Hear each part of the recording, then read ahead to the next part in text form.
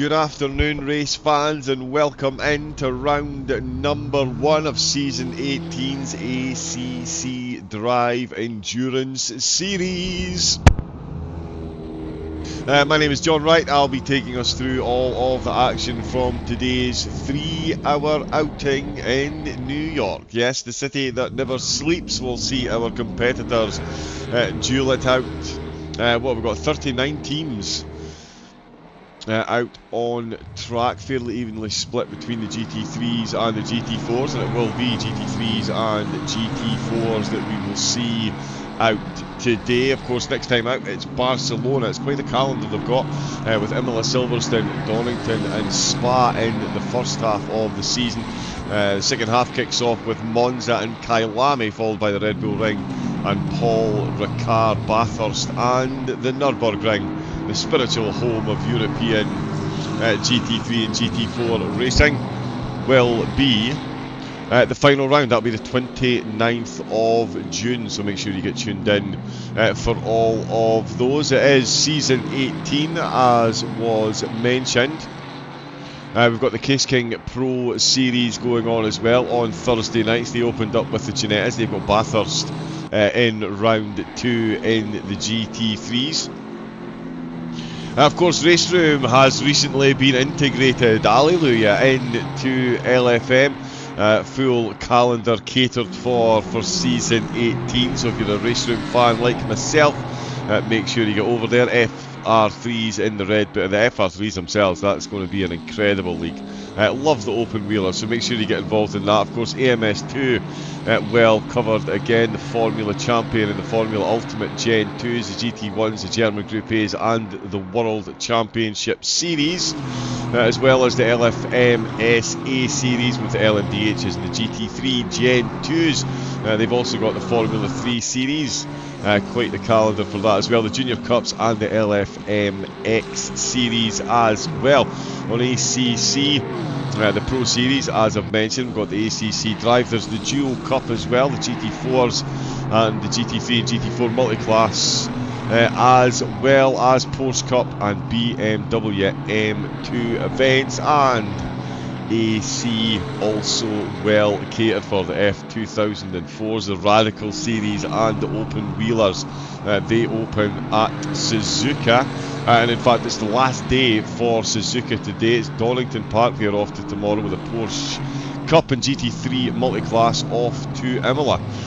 So if any of that tickles your fancy, get over to the LFM website and get signed up and get yourself joined in. We still have a couple of cars. Oh no, yep, 39 cars that we've got out on track. As I said, it is the oh no, there we go. The incredible track that is Watkins Glen. 1956 this one was thrown together. Not been much in the way of change since 84, but it certainly doesn't bear much of a resemblance to the track that was originally built. Only 2.3 miles back then, 3.4 miles it is now with the boot section.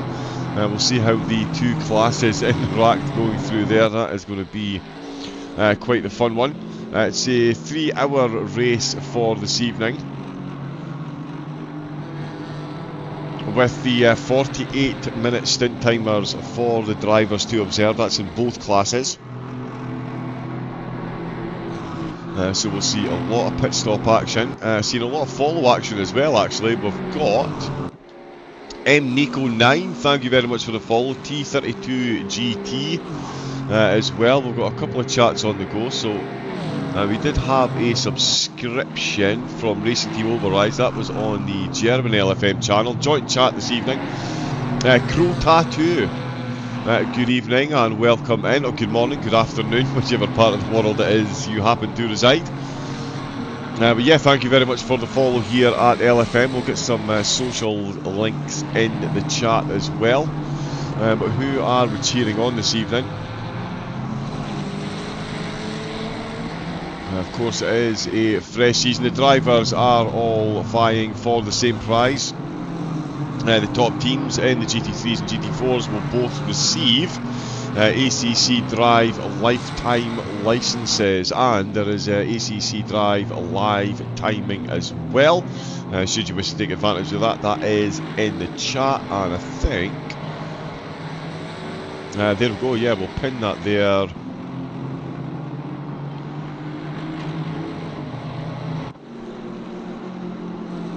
Perfect. Yeah, so we'll pop that up there for a couple of minutes. Yeah, if anyone does want to get the live timing themselves, keep an eye on their team as close as possible. You can do so with the ACC Drive app. Links in there. Welcome to everyone on YouTube as well. I know we are multi-streaming. We've got this on the German LFM channel. They're streaming on the German Twitch and YouTube channel, and we're on YouTube and on Twitch on the English side as well. And I think Top Racing TV might even be covering it. There is Boris in the chat saying hello to Chris and the gang, fresh from his race room exploits as well. We're seeing some decent times coming in so far from the qualifying session. There was a quick server reset, so we are a couple of minutes behind schedule. Track 10's been not bad as well, actually. There is a variable weather due, so the drivers won't be putting much stock in much of the tests that they do at the moment. Let me just check and see. I'm sure it is.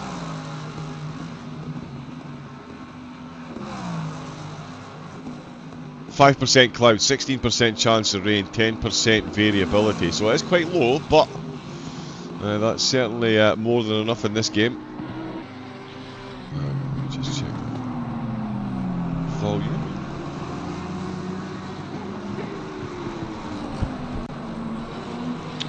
A couple of the liveries haven't quite worked. Hopefully we'll get them for next time out. There we go, that should sound okay.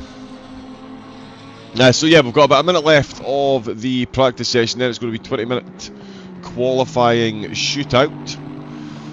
Everyone will be making the most of that time. We'll see what the track conditions do. Currently sitting at 27 in the practice, but again, a bit of variability. We can see that take a bit of a dip, to say the least.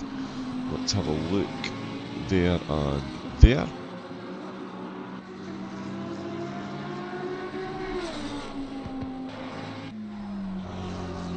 Yeah, so who are we cheering on this time out? We've got quite the team lineup. LFM are out, of course. Visceral are out. LFM got a couple of cars. West Competition Racing, Team 32. Fisher Racing, of course, making an appearance. Close Quarter Racing are out for this one. Drive-Through Sim Racing are out as well. Who else do we have?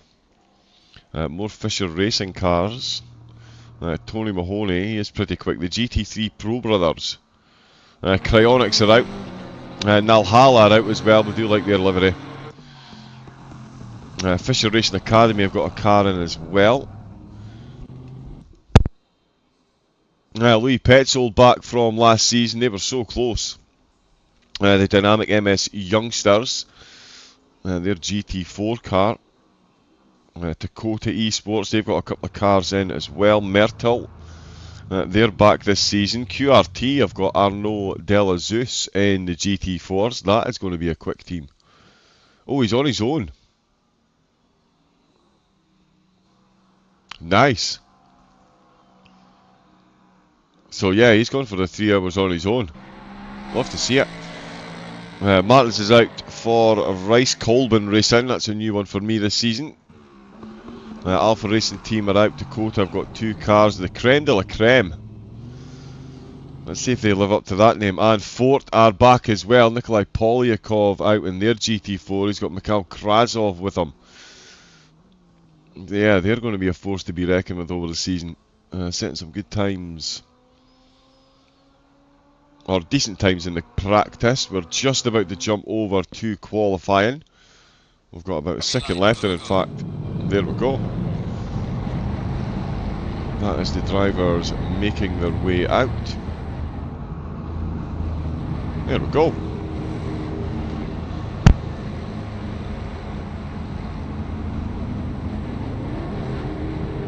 And yeah, the fun of this one, of course, everyone out at the same time in quali, all the GT3s and 4s. Just find space, make your way round.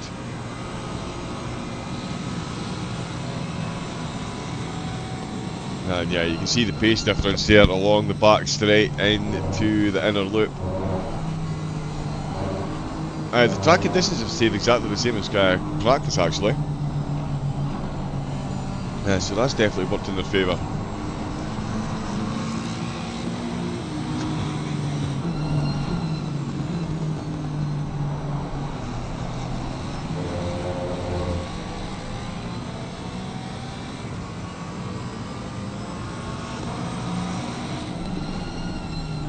Yeah, I really hope you all are getting to enjoy those engine sounds as much as I am. On board with the Porsche GT4, listening to a whole crowd of GT3s come hearing past. It is the simple things in life that keep me amused. It's absolutely safe to say. As they all concertina up, just coming out of the boot section. We'll jump on board with one of each class for a lap. Even the GT4s are going to concertina here. Yep, the 3s will sail past because they're obviously going to be a whole lot quicker. That is Corbin Mathis. Now, who do we have? Right out in front, 109. So it's Kolesov leading the way. You can see a massive pace difference. Well, we already saw through here, so we've missed the first couple of turns, but we'll stay on with the with Kolesov for Armamentario. Good to see the Nissan making an appearance. Good mix of cars as well. Not many Ferraris. Plenty variation in the GT4s as well. Down through the inner loop though is Kolesov coming into the boot section. One of the best modelled versions of this car down at the bottom here. Drivers are definitely going to be using that one. This is another sleeper track as well for the old track limits.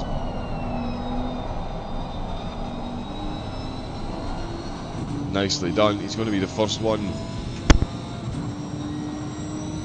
Set of time is going to be a good one as well. He is through the boot into the heel.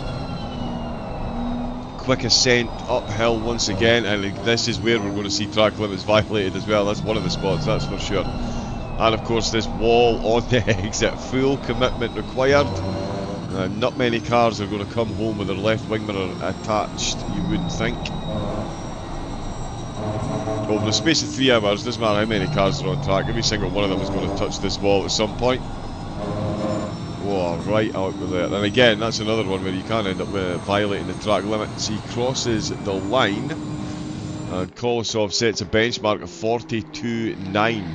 A couple of chops and changes behind as the field all filter in, and it's looking like a good gap at the minute. He's got half a second to Brenham. Not Tempest has gone quicker as well.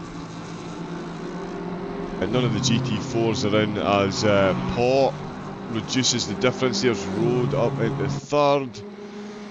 Reinders gets to a 43.0, so we're getting very close now. Beckman slots into 9th place. Can't read it for that. There we go.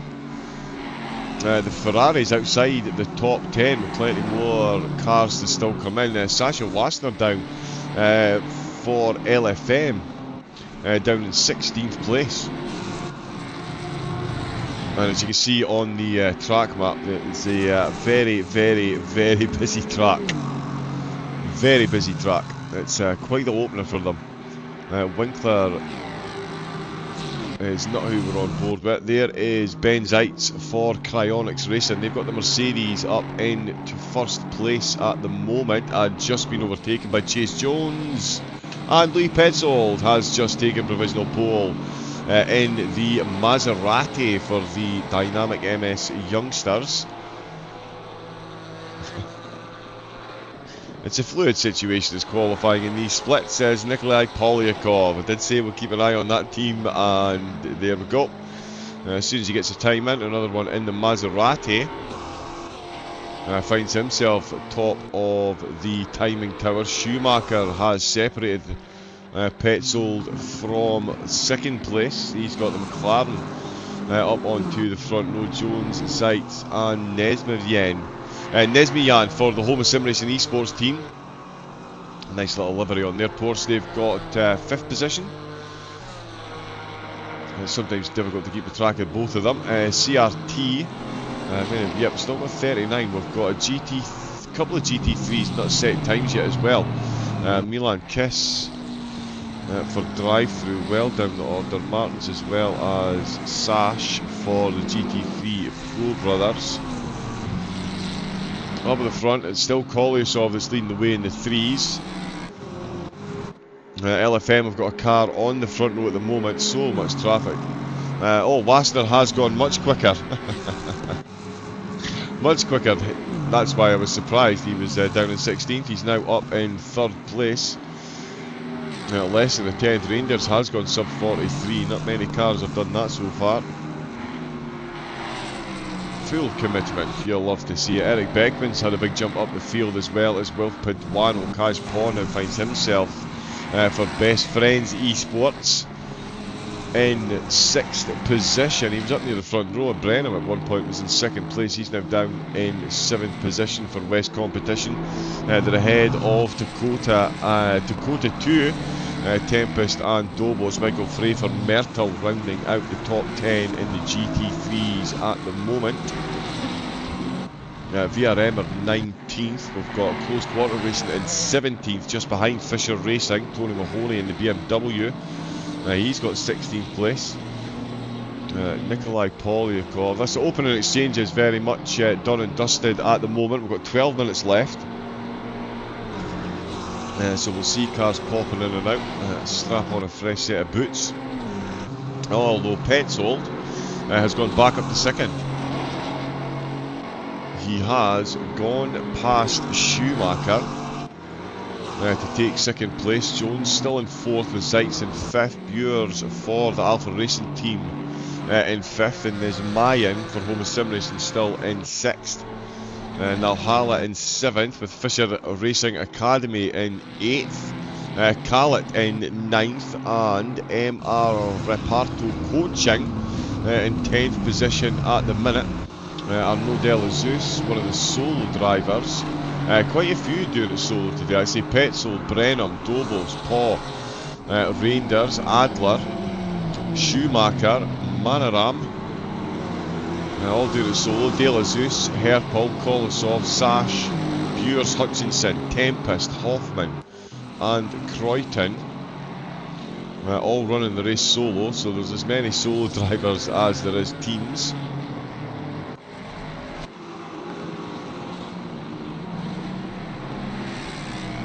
Is it still the case that it is slightly quicker to make a driver change than do a solo pit stop? Is that, or have I imagined that? I'm not sure. Anyone got any pointers on that one?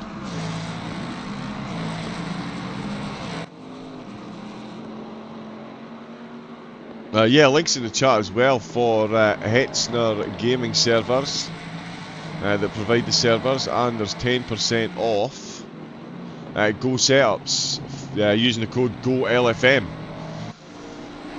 So again, all available on the LFM website, so jump over there. Jones just exiting the pits. Krobler for CRT, their Kalit's GT3 car. On a bit of a yellow flag. Wassner is back in the pits. Kolosov's in 2nd. Reinders is in 1st. LFM have got themselves 1st and 3rd with a 42.882 for the Mustang driver. Yeah, very much on its own home continent, the Mustang. And that's one of them right up at the top. The Nissan sandwiched by 3 Mustangs, and then Hutchinson in the Lamborghini.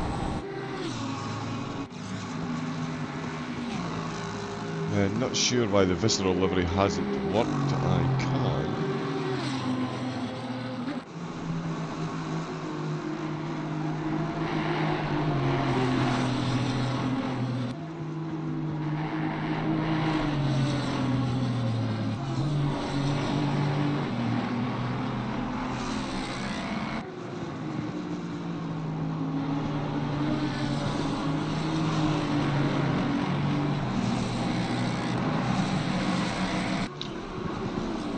I'm sure we'll get that up and running for next week. Let's see if we've got any other movers. Paduano's still in 6th, Pot in 7th.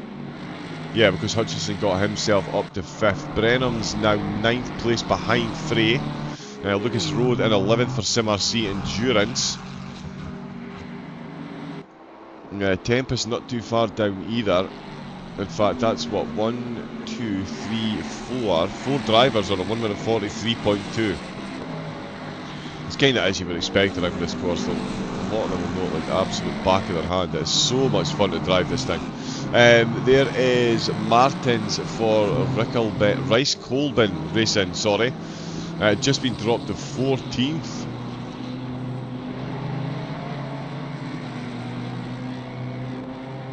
So yeah, they're all still moving there. No one's shown an improvement on their lap. It's still Polyakov leading the way in the GT4s. With a good gap as well. Half a second he's got on the rest of the field. And his teammate is no slouch either.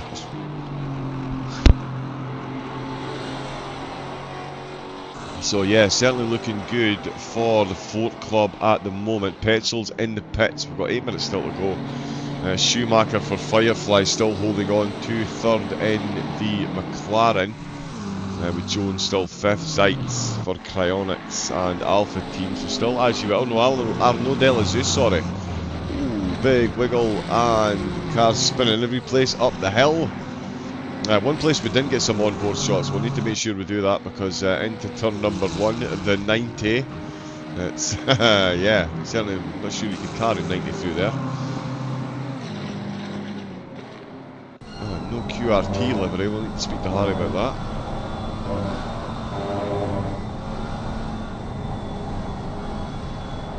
Arno doing the same as me, straight out of here onto QRT tonight, and so yeah, he's got a whole lot of racing on his hands today. Doing well though. Inside the top 10 at the minute. Bures is just yellow flagged. 54-1. A couple of tenths would see him up past Zeitz. So still all to play for in the GT4s. Kolosov is threatening to take pole position. There is nothing separating them. 200s. If even that. Separating them. Wassner is very close in behind as well. He's got an almost identical time to Beckman and Hutchinson with Paduano on a 43.10. Sitting there in 6th. So half a tenth separating 4 drivers. That's pretty close. Let's see what Kolosov can do. He is threatening to take a 10th out of the lead here, heading up the hill into turn number 13. So easy to get this one wrong. Yeah, I've often found myself crashing into that wall because I'm too worried about the next wall.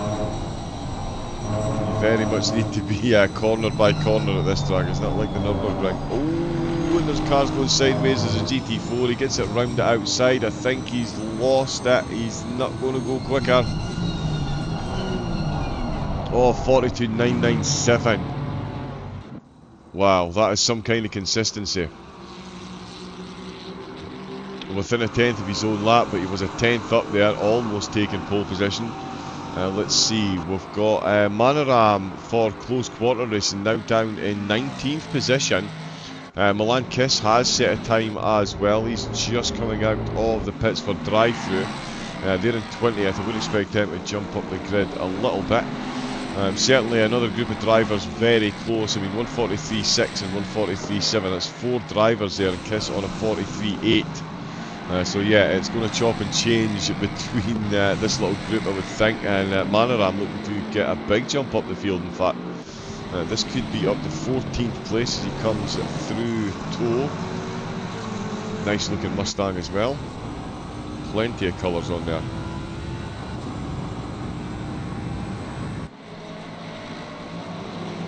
Yeah, so he is carrying the most time out of anyone on track, although Chase Jones, is not, at the moment, is going quicker, but not quite going to be quick enough to get him ahead of Schumacher. We'll see where he is in the lap once we see Manoram crossing the line, just kicking up a bit of gravel there. too far over the curb. Let's see what he can do out with the all-important last corner. He's got the GT4 ahead of him. He's going to have to take a tighter inside line to get past, so he is going to be quicker, and it is 18th place. Sorry, yeah, 18th place, 43.7. Wow, so he did lose a fair bit of time there. He was on for a 43.4. Reinder's still on pole for LFM. They've got third place as well, with Wassner still out on track. 4 minutes left, so we're starting to very much get towards the business end of quali. As Petzold pops a yellow flag, so Paduano off and into the gravel.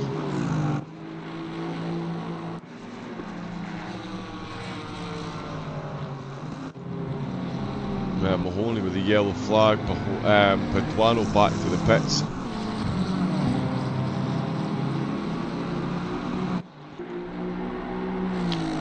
Sykes is going quicker in the GT4s. He's got the Mercedes. He is going to improve. He almost had enough. He gets to within 2/10. He's carried some good pace across the line. Into the 90. It's quite the dip in rotation. So far out the drivers can go. On those curves, it's almost like a mini Kyalami turn one. You can just about get too wide. It's kind of the opposite actually, because Kyalami you can go 5 wide on the way in, you'll only get 2 wide on the way out. But on this, it's almost like you can get 2 on the way in, but 3 or 4 on the way out because of the width of the track limits out on the curves. We'll see how it plays out through the first lap and the full race. 48 minute stint timer. So there is going to be a few trips into the pits for the drivers, that is for sure. We've got some more follows coming in on the English channel in Twitch. BSRDH Humphreys, good evening. Simstig Racing TTV, good evening as well. Thank you very much for the follow. Metalhead. No Boothby in this race. It would appear not. No 255 cars at all. From what I can see.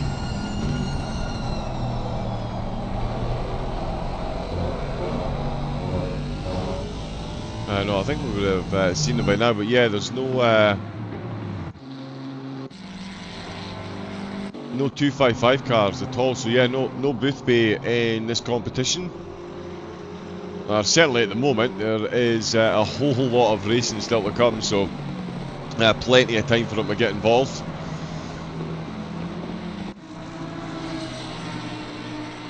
Hutchison coming around the last corner. Oh, and he's lost time there as well, so he's not going to improve. This is going to be another run at it. He has improved a bit though, 143. Oh no, sorry, 020. He was still in there, wasn't he? Wassner with a 43.0 exactly, and Paduano with a 43.1 exactly. There's 2 drivers between them. So yeah, pretty close to save the least. Manaram with a yellow flag. Polyakov getting a bit brave with the track limits. Petzold has gone quicker and is threatening to go even quicker. He is within pole position range as he exits the chute. Oh, this is going to be very close here. It's a battle of the Maseratis over the top. Oh, there really is no giving those aluminium rigs, is there? It's the battle of the Maseratis over the top of the GT4 field. We'll see what he can do out with the boot section. Well, we've very suddenly got no time left in quali. He's got a GT3 going round the outside. Oh, the back of the Mazzy just lifting up ever so slightly. Oh, they've made contact. The Maseratis made it through, and Cash Paw there furiously flashing the lights and ended up sending himself off into the sidelines. Let's see if that's affected Petzold's time. It has. He's now only up a 10th. He was 4/10 up, and there we go. That's what it looks and sounds like when the drivers crack themselves into that wall. Did have time for another lap, but does bin it into the wall. It looks like Polyakov is going to take himself the opening pole position from the opening round of the ACC Drive Endurance Series, and it does look like Reinders. Oh, Hutchinson almost had it. and then lost it out the last corner. Reindeers is threatening to go quicker at this stage, in fact. So yeah, still exactly the same conditions, but he is finding some time and could increase his grip on it. Kolosov is still out, so is Wasner. Wasner need to find a couple of 10s, but he's not improving at the moment. Looks like he's... Oh, and that's right on the edge again from Rangers. Is he actually going to go any quicker here? I think it's going to be fractions. Yes, he does. 1 minute 42.877. Kolosov coming around the last corner. Oh, and he does tickle the wall there. So he won't see any improvement in his time. Sean Tempest, who is currently in 5th for Dakota. He had a 10th there. Oliver Martins is a 10th up as well. And we've got Anatoly Kroitin crossing the line. He goes up to 22nd. So he's taking Team 32 up a couple of spots. Let's see what Martins can do out of the final sector. The Rice Colburn Racing Mustang is a 10th up, and this would be good enough for potentially a 3-position gain with Rode, Dobos and Frey all on 43.2. He's going to join them. How far into the 42s? No, he's not. No, he is not. So didn't quite make it there. So in the GT3s, it is LFM Esport that take the top spot. And the 4th team taking the top spot in the GT4s. Let me just grab this and this.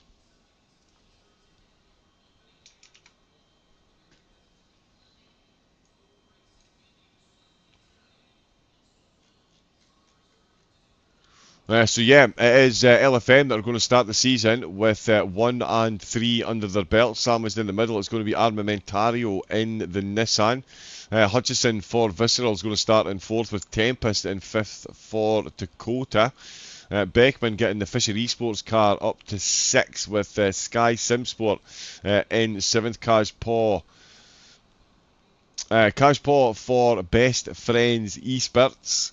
And West Competition with Myrtle rounding out the top 10 in the GT3s. We've got a full look at them at the moment. Fort rounding off a 1-2 for the Maseratis with Polikov and Petsol's Dynamic MS Youngsters taking the top 2 spot. Schumacher for Firefly taking 3rd with Baller Squad taking 4th. It's Cryonics that got 5th. Good run for them. Homer Sim Racing got 6th position with QRT's Arnaud Delazeus getting 7th place. We'll get a look at the grid in una momento. There we go. It's round number 1 that we're here for this evening. Watkins Glen, 3 hours tonight. It's varying races over the season. 3 hour, 4.5 hour or 6 hour races. That'll be split right across the season. Barcelona, Imola, Silverstone, Donington Park and Spa. The first half that the drivers will be looking for. Let's see if we can get the grid underway. Yes. There we go. Yep, so LFM starting on the top spot, followed by Kolosov. As I mentioned, he's got... Oh,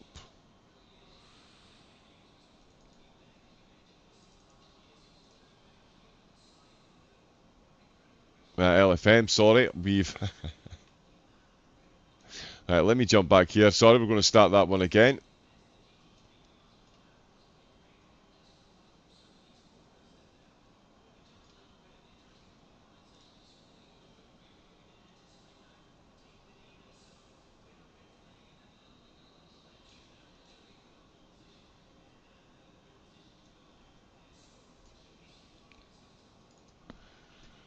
Sorry, there we go. A few technical issues. It is LFM starting on the top spot. Jan's Reindeers driving this one solo. He's going to be on row number 1 with the Armamentario Nissan. Kolosov, another solo driver for today. Just ahead, Sasha Wasner there in 3rd place. He's got Max Florence joining him for today's outing. Jaid Hutchinson in the Lamborghini for Visceral, starting in 4th. Just ahead, of Sam Tempest, another Mustang, another solo driver. He's out for Dakota. He's just ahead of another Mustang, quite a gaggle of Mustangs here. Beckman and Rockefeller for Fisher Esports starting in 6th, and then it is Wilf Paduano in Aston, himself and Christian Ranieri for Sky Sim Sports. Behind them it will be another Mustang, Best Friends Esports, Kaj Paw driving this one solo, as well as Brenham for West Competition, their BMW starting in 9th place. Then it is the Ferrari of Michael Fry. He's got Marvin Boutsen joining him for today's outing for Myrtle. They're just ahead of Nico Dobos, another Dakota Esports car, this one a Ferrari. Just behind them it is Zehentner and Road for Sim RC in the Aston. They've got the Mustang of Rice Colburn Racing, Martins and Puderbach behind the wheel of this one today. We've got Dennis Adler, another driver, going solo for Madcap Racing. 4 Hours Racing almost is mad. Then it is Sim Racing setups by Jose Lopez, starting in 15th. Tony Mahoney for Fisher Racing Esports. It's got Dominic Cypress joining him for the race. It's Timo Krobler and Tobias Laugenberg for Khaled Racing in 17th today. And then in 18th place it's Close Quarter Racing, Kevin Manaram, another one going solo for today's outing. Dustin Herpel, new engine Mustang, bit of brake squealing as the drivers try and warm them up for turn 1. Then we've got a McLaren, Milan Kish and Nandor Cisco for Drive Through Sim Racing in 20th. They're just ahead of Pascal Giroux and Benjamin Voigt for Home Sim Racing Esports in 21st. It's then Anatoly Kreutin, Team 32 BMW, ahead of the Ferrari of Angel Manuel and Angel Montoro, the virtual racing teammates. And 23rd ahead of Gregor Forst and Philip Richter, the Fisher Racing Academy car. And bringing up the rear of the GT3s is Benjamin Sash for the GT3 Pro Brothers. Then it is the GT4s. Nikolai Polyakov and Mikhail Krasov, Fort Club, taking a good lead in quali, followed by Louis Petzold, another Maserati, and another solo driver for Dynamic MS Youngsters. Then it is Schumacher for Firefly, flying solo in the McLaren, followed into turn number 1 by the Mercedes of the Baller Squad. They've got Chase Jones and Nathan Smith-Adams taking the helm today. They'll be followed by another Mercedes, Ben Zeitz and Tino Reinsch for Cryonics. They are on the same row as Porsche. Home Sim Racing, I've got Mathis and Nesmian out for this one. Then it's QRT's Arnaud Delazeus, another solo driver, and another McLaren in the GT4 ranks. Then it is the Chevrolet Alpha Team Racing. I've got Fabian Buers behind the wheel. Christopher Hoffman out in the that says McLaren. Have I gone? I don't know what that is.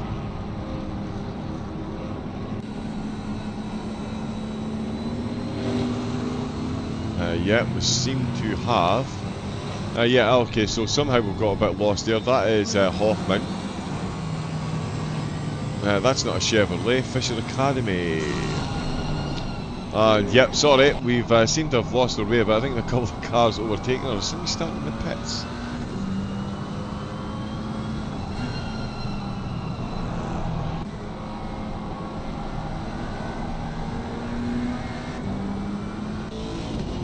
Yeah, that is the Mercedes bringing up the rear of the field. We're just coming into the last corner. Apologies, that didn't quite go smoothly as planned at the end there. I'm not sure what happened. It doesn't look like there's any cars in the pits. But we will crack on with the race and try and keep up with all of the overtaking action. It's going to be LFM leading the way at race 1 for the ACC Drive Endurance Series. A lot of marbling on the track. 26 degrees. 7:40 PM, so might get a bit colder. Oh, drive-through for being out of position for car 401. It's a good start for all concerned. Up at the front, it's Tempest getting a good run into the 90. They're going to go side by side. The LFM cars are looking to make it 1 and 2 as Washner looking for for a fortuitous move up the hill potentially, as his teammate keeping the Nissan on the outside, and the Mustang has got a very good run up the hill. You need to be absolutely on point when you're steering through here, and both of them, of course, are Jai Hutchinson with a good start. He's got himself fourth, and Sasha Wassner has got his nose in front, and he's going to get himself almost ahead of his teammate as well. How close are these two going into the inner loop? Oh, and that almost looked like a bit of concertina in the background. Some moves being made through the inner loop. You'll love to see it. Oh, they're fully committed to getting those carbs on the curbs and using as much of the track as possible. So a quick couple of changes there. Podium dropping 2, Dobos up 1 in the GT4s. So we've got a couple of cars that are suddenly tumbling down the order. Oh, Manoram completely the wrong way. Henry Mayer as well, the GT3 McLaren driver, finding himself right in the thick of things with the GT4s. That is not the place to be. He is much quicker than those cars. But he is being respectful. Polyakov has held on to the lead, and with the GT3s tumbling down, he's actually up 3 positions overall. Petzold has held on to 2nd place in the GT4s. Schumacher still in 3rd, and Chase Jones has just been overtaken by Henry Mayer, who's in a GT3. So, oh no, is that? Yeah, that is the GT3. So yeah, so no change at the top of, oh, Schumacher with a yellow flag. So much going on. There we go. Now we can actually see some of that. Perfect. Reinders can see the track clearly, and he can see his teammate clearly as well. Into the 90. They've already got the headlights on. Oh, look how close that Nissan is. Look how close Jai Hutchinson is going to get on the exit as well. Right out on the curb there was the Nissan, and he's going to, yep, he's left himself a whole lot of work to do. And into the next braking zone. The Lamborghini is definitely going to be in the hunt here, although the Nissan, the straight line speed, it's easy to underestimate that sometimes, it would appear. And yeah, that's an absolutely solid run up the hill, and yeah, no fear for him into the braking zone. Dobos is involved in a 3-way battle. He just slides in front of the other Ferrari there. Very nicely done. Michael Frey losing a position there, I believe. Yeah, Frey and Dobos swapping positions on where they started. Oh, Mahoney's dropping down the order. Oh, Mahoney well off track on the way out of the inner loop, and he has just lost 6 positions there. I'm not sure if there was a bit of contact. We can maybe jump back and look at it. We've got a couple of replays queued up. We could go and have a quick look at it if there's nothing. In fact, yeah, there's a solid battle going on all the way through. Yeah, the top driver's still in an absolute train. Wassner and his LFM teammate are the drivers leading the way still. Reinders with a cracking start, and so too did Wassner. Kolosov a bit sluggish up the hill, and at the minute that train behind him is getting closer and larger. Hutchinson, as you can see, he's got Tempest just behind him. Paul Beckman still very much in contention for some places. Beckman looking to gain 1 back. Podium looking to gain 2 back in the Aston Martin. Oh, down in the GT4s. Della Zeus still where he started. Carlos Ricky Lafleur, though, he's made up 2 positions. It's a good start for him. Bestie Winkler as well for Fisher Racing Academy. He's on a solid start and made it up 2. Oh, Petzold. Sorry, Petzold. He is recently down the order. Right, that is a replay we're going to have to check out.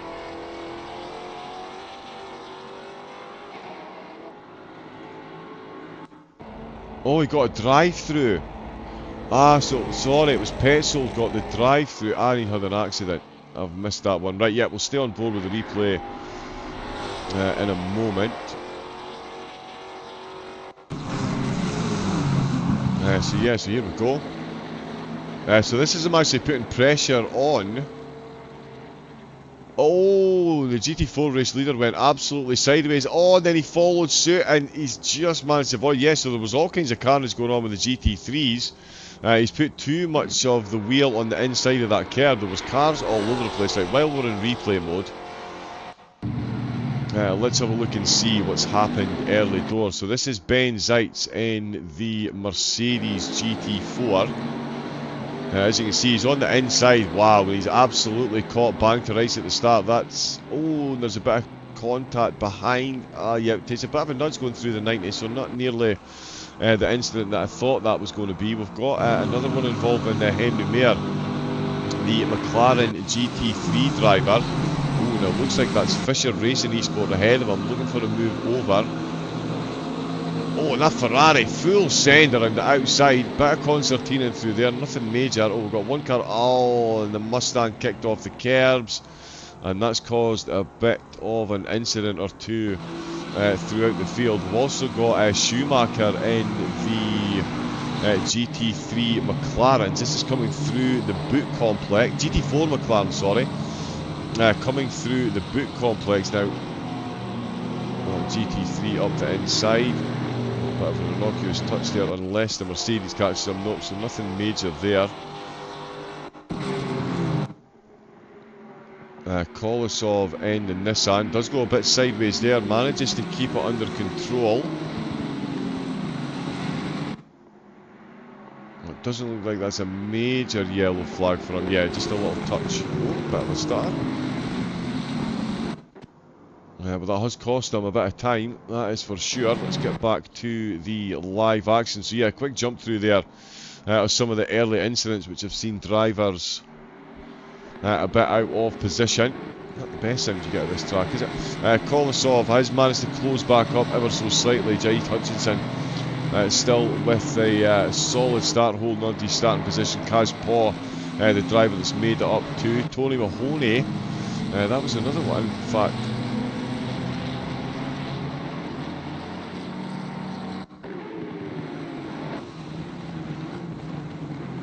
So this is Mahoney. He's gone for it up the inside there. He's definitely got the momentum, but so is the car behind him, and they're going to go 3 Mustangs wide into turn at number 13. Oh yeah, he's just outbraked himself a bit and pulled back into line and just made a contact with the fortuitous yellow Mustang, who escapes you at the minute, but it was a good overtake as far as they were concerned, that's for sure. Oh, and in fact, there it is. Is it Dennis Adler? Yes, it is. Yes, so Dennis Adler it was that taking advantage of that to get back to where he started in the race. Henry Mayer was saw, and Manoram as well, taking it off track. Polyakov just about keeping it between the Mayo and the Mustard, but it is now Schumacher that's of course up into second place in the GT4s for Firefly. That means Cryonics, everyone has been promoted. De La Zeus as well. He's had a very good start to the race. He's got himself up 3 positions and is 1 spot off a podium within 7/10 as well. He does have this Mayan and Buers very close. James Julian's is running pretty close as well. In fact, the GT4s are still all right on top of one another. And it looks like Kala actually might be trying to make an overtake here on the Basti Winkler. For the Fisher Racing Academy. Let's see what Kala can do in the Porsche. Nothing doing on the way into the inner loop for the moment. Don't think that'll be the same on the next lap. Oh, it's a very good line by the Porsche. The Mustang taking a bit of a different line. This managed to just about keep the gap, and that is not going to be the case if he runs too wide too often. In fact, the Porsche so much better on the brakes down the hill. Does he have a car? He's got a car a bit far behind. Is that Hoffman? I think it is. Yes, it is. So yeah, Hoffman, he'll be looking to jump on the bandwagon here if he can. Tony Mahoney looking to get some spots back if he can. He's got a couple of cars just ahead of him. The top drivers are still pretty close as well. We'll try and cover as much as possible. In fact, Road, it looks like he is right in the pocket of Dobos, and he's just got past there. Oh, and just as he jumped over, we've potentially missed an overtake there. Yeah, but Dobos, that's another overtake for him. Oh, and the Ferrari cutting right in. Well, yeah, just holding the line there. Mahoney, it was the driver ahead. That's Sash in the Ferrari, and Richter. Fisher Racing as well. I'm not sure, maybe they were trying some team magic there to get the BMW through as well. It did not quite work though. Sash now with the solid car chasing him, and he's up 5 on where he started, and Mahoney behind him is down 5. So they'll be definitely looking. Mahoney will definitely be looking for the swap there as quick as he can. Kaj Paw. Oh, so much going on. You absolutely love it. Let's get some on board and see if we get a rear view mirror or two. Yes, we do. Because he is in the Mustang and he's right on the back of Hutchinson. Frey and Rowe have just swapped positions. Kiss and Herpel have just swapped positions as well. Oh, and Kolosov's run well wide out with the last corner there. I'm not sure what's going on, but he's made an absolute meal of that last corner. And the Lamborghini has gone flying past. This gives Paul a bit of a headache, actually, because Hutchinson was almost quicker than the Mustang ahead of him as well. It does not give him Paul the same headache here, because it's given him a very good run on the Lambo heading up the hill. This bodes well for him into the braking zone. We'll see what happens. Oh, he's touched the ball, he's got inside. Wow, he's straightened them up again.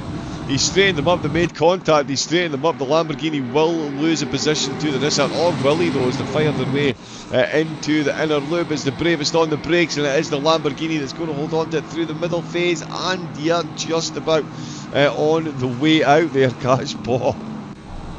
What a move that was. Just tipped the Lamborghini. And then tipped him back in the right direction. Now finds himself up to 4th place. Hutchinson in 5th, and Kolosov in the Nissan after a promising qualifying and start to the race. In fact, no, sorry, it wasn't even a promising start to the race, because he did lose position early doors to the other LFM car. And yeah, it's going downhill again as Beckman looking to find his way past as the exit the boot complex. It doesn't look like he's got the running into the heel at the moment. But he's certainly looking quick, and he is being followed pretty closely by Brenham and Paduano. These two have got a taste for overtake so far in the race, so they won't be shy. Adler with a yellow flag. Mahoney, Richter are having a solid battle as well. There's going to be so many highlights from this race. Hopefully we can catch at least a modicum of some of the overtakes that we get. Mahoney is now leading this little group of cars. So he is ahead now of his teammate. They've got Manuel and Sash still close in attendance there as well. Polyakov has had a good solid start to the race. He's building himself up a decent gap back to Schumacher. He's already 8.7 seconds ahead. We're only 7 laps in, so yeah, second a lap he's making on the rest of the GT4 field. Nesmayan and Zeitz are still dueling away.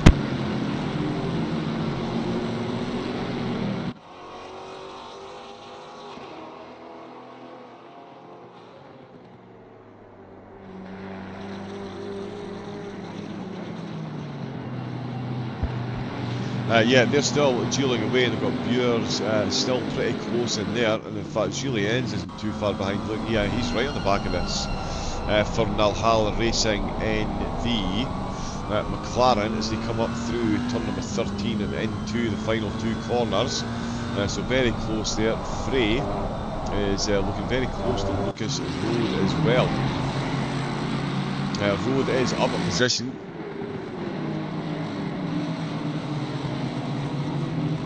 Where he started, one of them is at the expense of Frey, and Washington and his teammate.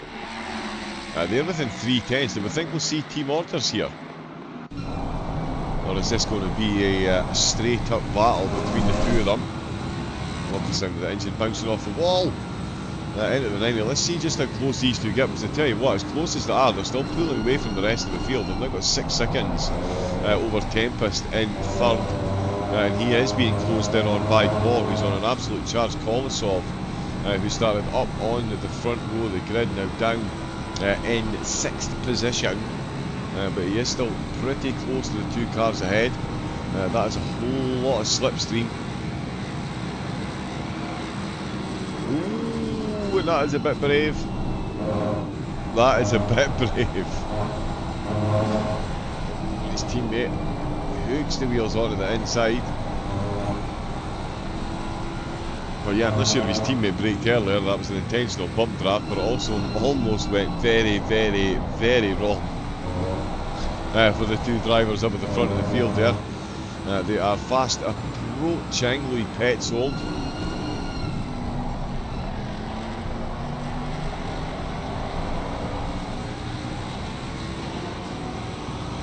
Everyone holding their breath there. The both safely making it through though. We'll jump back on with Brenham and Beckman. As you can see, it's still absolute solid train of cars from Tempest back, you would say. Yeah, and it is getting very dark very quickly as well, to be fair. 7:56, we've only been racing for 16 minutes. And the amount of light has diminished hugely. The GT4s are still running as you were, and Nikolai Polyakov is putting in an absolute masterclass round here at the minute. He is now 10 seconds up. So yeah, still running at just over a second a lap quicker than anyone else out on track. That's going to be quite the lead that he hands over to his teammate. Oh, there's been more changes though. De La Zeus is up to third. De La Zeus has got himself up another position. Zeitz is up a spot as well, but yeah, De La Zeus is now up to third place.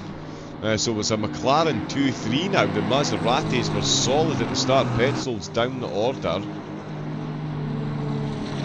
There's Mayan running back where he started for the GT4. But yeah, De La Zeus on the podium. Zeitz not far behind them, to be fair. And there's Mayan not far behind this group either, so yeah, we could see more positions changing in the GT4s sooner rather than later. Speaking of changing sooner rather than later, oh, Frey is absolutely going for it. They're going to have pretty solid interactions with the GT4s now, and what's the pits will have? Oh yeah, Petzl of course has been into the pits. 48 minute stint timer.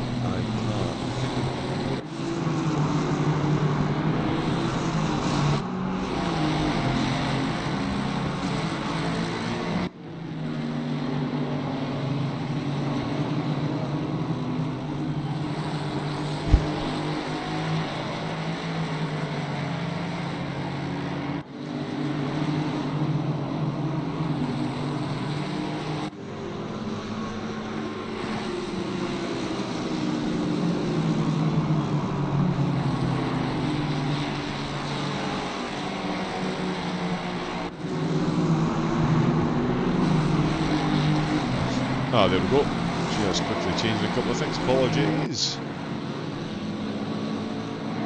Thank you for the follow, Michael Jackson 76. Welcome in. Noodle Monster as well, cheering on Naybend. Oh, that would be in the German chat though. And someone just typed in English in German in the English chat. All very confusing. They're all joined together. We've also got Mario Muller, Pen Ones. Wow. Well, there we go. Whatever it is that floats your boat. Cash Paw was floating his boat as the thought of getting a podium, and it's going to be eased by the fact that there is GT4s to contend with, and I think he's got himself up ahead of Tempest. Oh, and they're going absolutely side by side then. Paw through turn number 10, trying to take the position from Tempest. Tempest just managing to get the car back in front. What a charge Paw has been on so far. Oh wow, just a whole lot of headlights behind. We might need to put a cheeky little filter on the race, just so we can see the cars.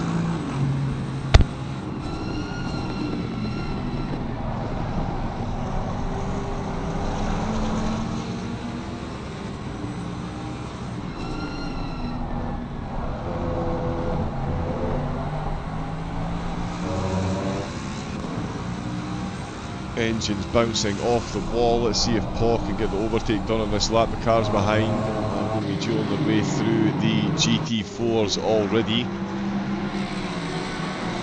Yeah, the GT3's already a lap up. With the course being as short as it is, Reinders is still leading the way though. He's 8:10 still ahead of his teammate Paul. Still hunting down. Currently running in fourth, and in the GT4s it is Polyakov, who is just absolute light years ahead of the rest of the field at the minute. He is a second a lap quicker than anyone else, lap on lap. Oh, and there is a bit of a bump in the wall, and Schumacher has lost a lot of time. Oh, he's had an accident. Let us jump on to a replay and see what's happened there. Car 403, there was a yellow flag and then an accident for second place. Right, so there's a whole lot of GT3s catching up. He's gone round the outside. He's looking for the move up the middle. Oh, wow. He's bounced off that curb and gone straight into the GT4, who was in second place. And I think that is just going to hand, back to the live pictures, that is going to do De La Zeus the absolute world of good in his chase for a podium. He's within 2 seconds. I mean, I know these cars are less affected by damage, but that was a very, very, very, very big hit that Schumacher took. You can see, let's jump onto this car, just how much damage he's got. And that is going to throw his stint timer plans out the window. And there is De La Zeus. He is absolutely where he wants to be. Second place is very close. Sights is dropping off the back of him as well, so it's a phenomenal start by De La Zeus. And it looks like it's going to be rewarded with an early stint run into P number 2. I do wonder if the McLaren driver is going to come in the pits on this lap. He is indeed. Yep, too much damage to carry for the remainder of the stint, so he's just going to have to bite the bullet, get the mechanics on it. As we can see, GT3's battling away for position down the start-finish straight. I think that is Meyer. He's looking for a move up the inside into the 90, and he's absolutely going to go for it. Oh, and that's been caught. No, that was Bastian Richter who just took a tap on the rear there. It was, no, who was it that just touched him there? It wasn't Sash, it wasn't Croyton.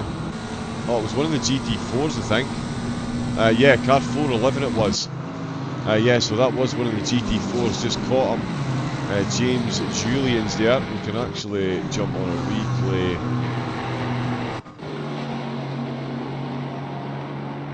Oh no, sorry, this is Winkler. This is a different incident.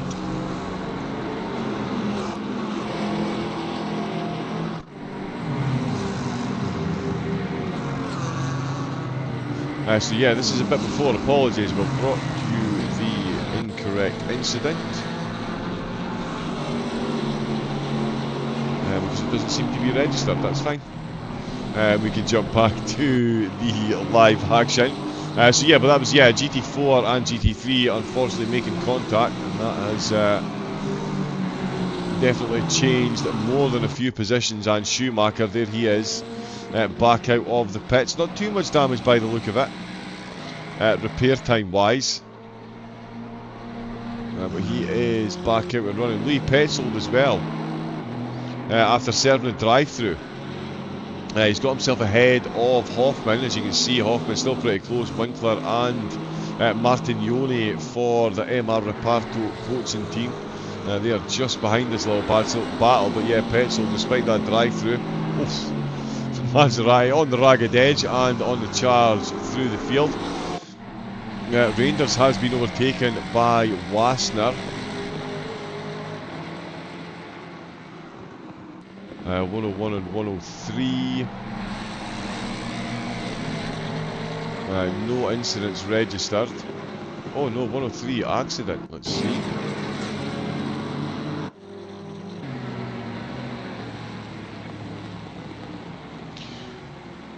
So this is on the way out of turn 12, heading up the hill.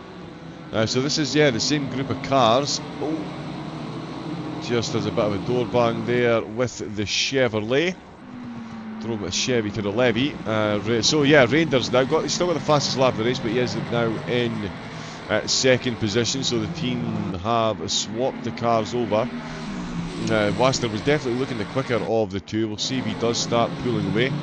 Kolosov still looking to make back positions if he can after a rough start to this. I did see earlier it was a decent, it wasn't, it was, yeah, he's definitely had better starts, I would imagine, given that he dropped second place to third out with turn at number 1 and up the hill, now currently running in 5th place. So he has made back a spot, obviously with Hutchinson dropping back down that position after the contact.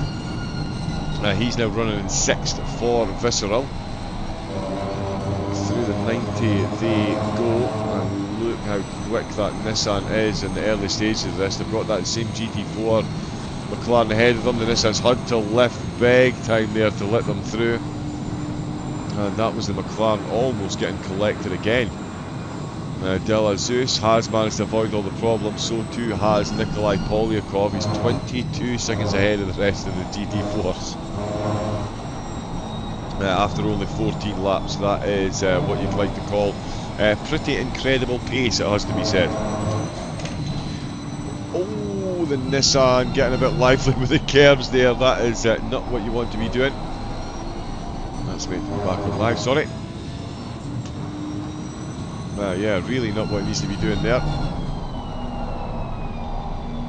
Although in the fading light as well, I mean, it's yeah, not easy to see out there. And he is in the double slipstream. The race leaders, they are still right on top of one another as well. Second apart for them. Oh no, they are there. But yeah, Kaj Paul, we can jump on board. We do like the rear car. There we go. Good rear view mirror in this car. So we can see from on board just how close Kolosov is getting, and Tempest is the one. He is the cork in the bottle at the minute. The top two. Yeah, what? Yeah. At this stage, they're pretty close, you would say, to the team just saying to them, you can go out and race. I mean, not to say there is going to be team orders, but you would extrapolate with the gap that they're getting out there. They're not going to hold either driver back in the charge for the win. Team 1-2 is still Team 1-2. Paul, Kolosov and Tempest are still busy dueling out over third place. Road with a white flag. He is right in the middle of a solid train of cars as well in the Aston Martin. He's got an Aston just ahead of him. Michael Frey still looking to make back one position. He's got himself back ahead of Martins. And Nico Dobos, in fact. Sorry, Dobos has dropped in the order. Nothing on the incident, so yeah, he's dropped a bit of pace. Whoa. Oh, that Aston dropping the hammer a bit too quickly there and almost losing control. As you can see, Martins is the car just behind Paduano. Is the Aston ahead of Rhodes. He's still very much in the thick of things. We've got Pascal Giraud just going past the GT4, having a bit of a wiggle on the curbs. It's still absolutely thick and fast right through the whole field. Kajpov still within 4/10, and in fact so too is Kolosov as they head through the boot section once again. This is definitely going to give Hutchinson more than enough opportunity to catch up, and Brenham is fending off the advances of Beckman. Beckman tries to stick it up the inside on the way out with the shoot into turn number 13. It's going to be Brenham with the inside line. He's going to get his nose back out in front, but are they going to lose out to Paduano? Has he played this one absolutely perfectly? Or is he going to have to go into full defensive mode? Michael Frey getting his nose involved in this one as well. And in fact, Lucas Road is the one that lost the position there. So it's Frey that got ahead. Lucas Road ended up getting caught out in all of that one as everyone tried to shuffle the pack. So there has been a bit of shuffle in there. But yeah, good overtaking. That's Paduano down too. Michael Frey back to where he started. Back to where he started in 10th place with Lucas Road still up 1. So he's still having a good run. Brenham is up 2 with Beckman and Paduano down 2. So that is where they'll be concentrating on getting those positions back from. Brenham is at the front of the pack at the minute. He is threatening to break away. Whether he can or not remains to be seen. We'll see what's happening with Kaj Paul as well. Oh, still absolutely sandwiched in the middle of the Mustang and the Nissan. I tell you, that Nissan is looking very, very quick.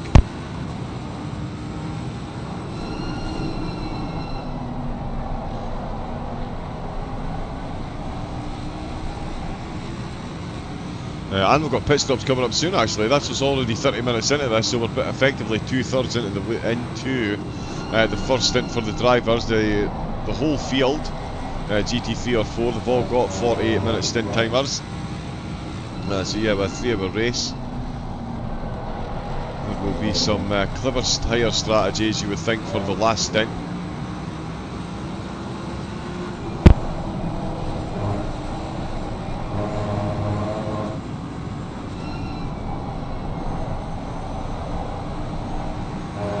Yeah, just trying to quickly do some maths in the head, which is never a good idea. Out of the last corner, it is still these drivers chasing for that final podium position. Reinders and Wassner chasing one another for the top spot. It was Rangers that took pole position. Master started in third. He's now, after some fortuitous moves in the opening exchanges, finds himself up in the lead of the race, leading a gang of Mustangs out of the front of the field in the GT3s. We've got Pinvano in 9th place. He's right on the back of Beckman for 8th, but as we can see, he has still got a solid group of cars behind him.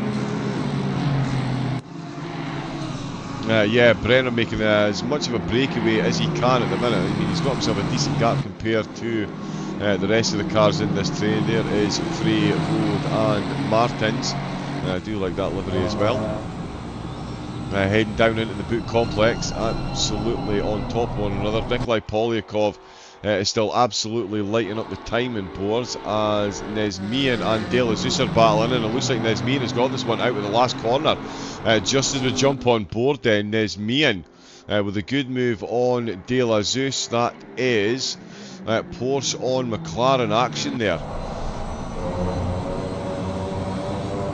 Let's see what the McLaren can do up the hill. Oh, he's going to send it up the inside, and absolutely got the right to do so given the pace that he had coming out of the first corner. And Ben Zeitz is going to be eagerly watching this one. He's got himself in a lovely little spot to see this battle and get himself caught up, as it is De La Zeus that goes to the outside line, and the McLaren absolutely taken away from the Porsche. Much like the GT3s.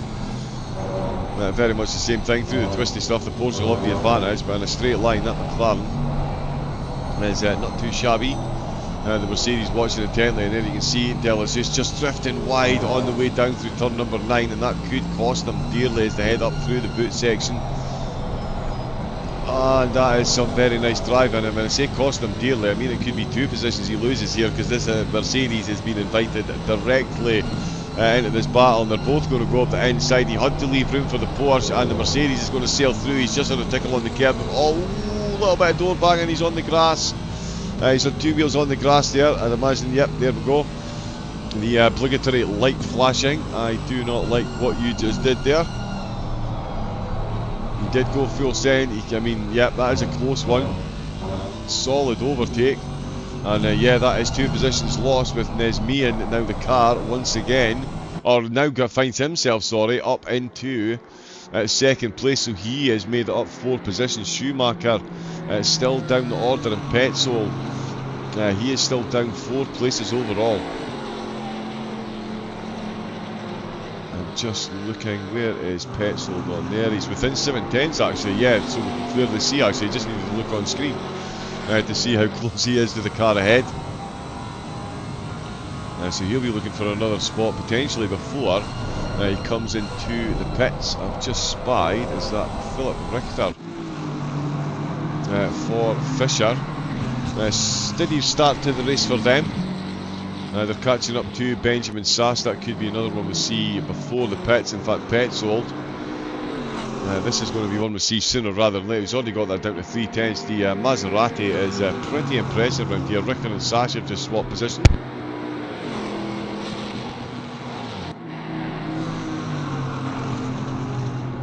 Let's see what the Maserati can do.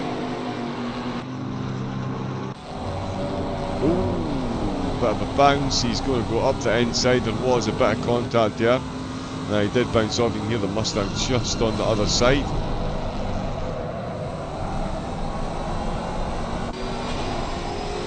No, he's going to hold a good line here though. Oh, and Petzold trying to squeeze him over as far as possible, trying to get as much room as he can. There's a bit of door banging on the way in, but it's Petzold that goes sideways on the way out. How has he managed to hold on to that? That's some seriously slick drifting skills up that hill.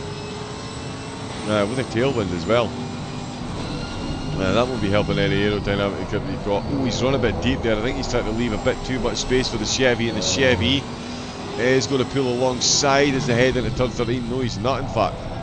The Maserati does manage to hold on to the position for the moment. We'll see what happens into the 90 between the two of them. We've also got Martins, who's climbed right onto the back of this group. He really is pushing the boat out behind him at the minute. And of course the rest of this group as well. Oh, as the Ferrari goes for it up the inside, doesn't make it stick. Let's see what goes on with Petzold and Bures into turn 1. In fact, they've got the overall they've got the GT3 race leaders coming through.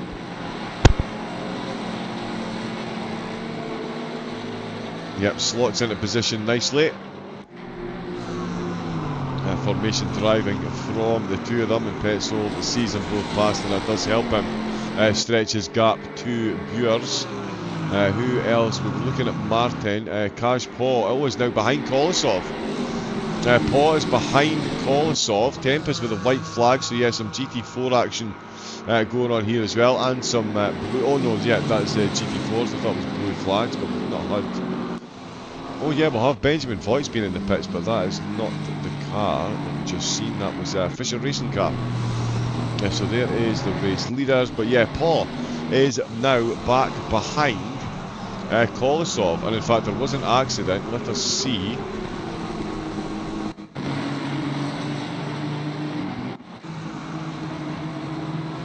So this is Paul in the middle of the group, the Nissan going for it. Paul going defensive, because you can see the GT4 car. Oh, and he's ended up slightly boxed in there. Yep, he's slightly behind Hoffman. Cleverly done by Kolosov. It's an art form all into itself, using the traffic to your advantage as well. And that's exactly what Kolosov did. I think this is the same thing. So yeah, we can see, in fact, we'll use chase cam. I know we shouldn't really use this, but you can see perfectly there. Oh, and there was a bit of a bumper Paul as well, actually, just on the exit, just a slight bit of a tap with Paul's car on the way out, and they're still absolutely entrenched. There is GT4s thick and fast at the minute. Well, there is a bunch of them, but they're not going as fast as the GT3s. Let's see what Paul can do in return on the way into turn number 1. Ooh, and he's run a bit deep there. That is going to cost him. You really need to be as close to that apex as possible, and when I say that's going to cost him, you can see exactly what I mean. The Nissan, we know it's usually going to pull away anyway, but that really is a big gap he's pulled up. There is the Chevy now to deal with for Paul. Sales pass, we see Jide Hutchinson looming ever larger in their rear view mirror. We've also got Dennis Adler and Martin, so Adler's caught up on the back of this battle as well. They're bringing everyone in. They're going to go side by side. Michael Frey looks like he might be losing the position on the way into the outer loop. Into the inner loop. And he does indeed. Martins has now made it up a spot. That is Frey back down 2 positions. So he lost back out to Lucas Rhodes as well. It's all changed in the opening. What is that, 38 minutes so? We've got pit stops coming pretty soon. And then we'll start all over again. Where else are we looking? We're on board with Adler and Frey. Waster and Reinders are absolutely checking out up at the front of the field. They've now got a 12-second gap. 21 laps in, that is not too bad. Not as impressive as Paul Liakov's 27 seconds in 21 laps. That is massively impressive. As these drivers, and I did say Hutchinson was going to be looming ever larger, and here he comes. That is Kolosov that he's on the back of. He's past Paul. He's got past Paul.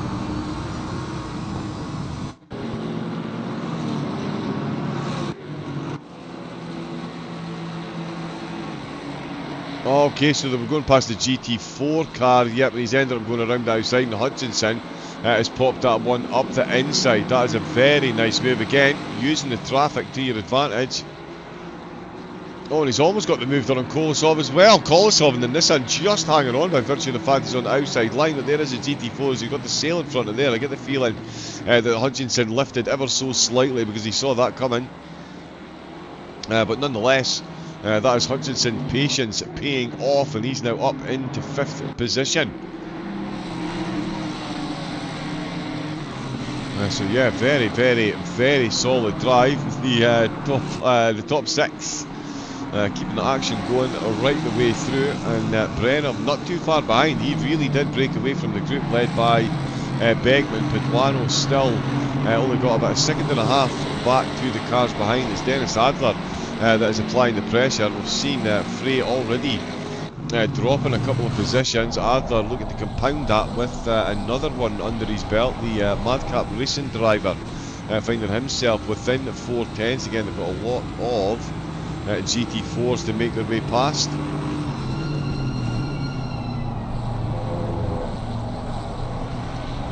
Nicely done. It's amazing how much more grip and speed the GT3s have got. Let's see, Dennis Adler, Kajpo and Kolosov within 2 tenths as he heading back onto the podium at the expense of Tempest. He was behind for quite a few laps, but he's now got the bit back between his teeth. This would see him again. This would be back onto the podium, and he is right into that dip, right out onto the outside of the track limits as well. Let's see what the Mustang can do against the Nismo in what is effectively a straight line from that last corner exit. Up the hill to go, full steering just to make sure, and he's going to go early for the outside line. He's going to get himself the outside line going into the inner loop. He's got his front wheel alongside the back wheel, but yeah, backs out with it ever so slightly. He knows he didn't have enough momentum there, and the Mustang was certainly keeping it pinned. What can he do through the outer loop? Oh, never mind. What can Jahid Hutchinson do? He is absolutely closing in now. You can see he has got Kajpo just behind him. Well, that is the battle going on ahead, and he really has climbed into this one as well. Good run down through the middle of the boot section. Oh, Meyer and Mannerim swapping positions as well. Croyton in the pits just on the 42-minute mark. Of course, they've got, as I say, as I've mentioned once or twice, they do have that 48-minute stint timer.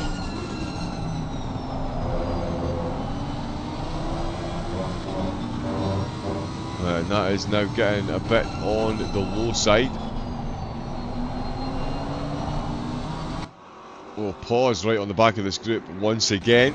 So he's wasted no time catching up. And you can see this solid train. I don't think we're going to see any of them coming into the pits quite this quick. Let's have a quick look and see what's going on with Mannerim and Kiss. That is very close there, but very nicely done. Kiss holding on to the position in the McLaren.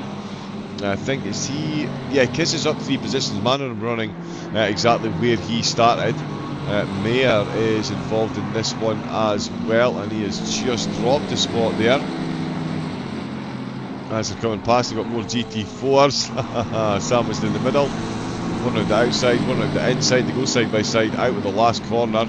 As Mannerim comes in to the pits, the GT3s go absolutely flying past. Milan Kiss making a good breakaway. It's Meyer, then Richter getting those positions taken. Sash is now a bit down the road. Still has made up a few spots since the start of the race, to say the least. Let's get back up to this battle for the podium, as it does now firmly involve Jahid Hutchinson. Which camera will we go for? Yeah, we'll do some more on board so we can fully see what's going on. And what is going on is Team LFM running off into the distance. The 2 Mustangs still a second apart, but they're now 14 seconds up on the rest of the field. And as you can see, the rest of the field are being led by this group of 3 or 4 cars that are fully entrenched in the battle. There's a GT4 once again. Again, there's going to be constant interactions with the GT4s because of the way this track works, the number of cars that we've got out there. And we've already seen some Race IQ 200 usages of the other traffic to get these positions taken. So I'm expecting many, many more before the end of the race. None of them blinking and coming in for a pit stop. So lap times are pretty quick. It's still Reinders that has got the fastest lap of the race. Took pole position for LFM, currently running in second, but is within a second of his teammate. They might get swapped back. I mean, the pace, Plaster was looking the quicker, but he's certainly not pulling away. I mean, that gap has been bang on a second for quite some time now. The Huracan GT3 looked like he was dropping off the pace in the opening couple of laps. Oh, and there goes the Nissan again, looking for a way through into the inner loop. So it really is managing to get a full head of steam by the time they get to the inner loop, but it's not quite enough to find a way past. There is one of the GT4 cars once again. That's the red McLaren, of course, of Yannick Schumacher. Oh, De La Zeus has been in the pit, sorry, we've had GT4s coming in. De La Zeus has been in. Quick stop, comparatively speaking. Gottlieb has Fisher Racing Academy, they've been in the swap drivers. De La Zeus is in, Bures is in as well. Which means that Petzold is back up to third position as Mayan is currently running in second. Polyakov is currently running away with it. 29 seconds up the road after 25 laps, but yeah, Petzold, he'll be more than happy to be back up in third, even if he does have more pit stops to take after that early drive-through. Reinders is back in front.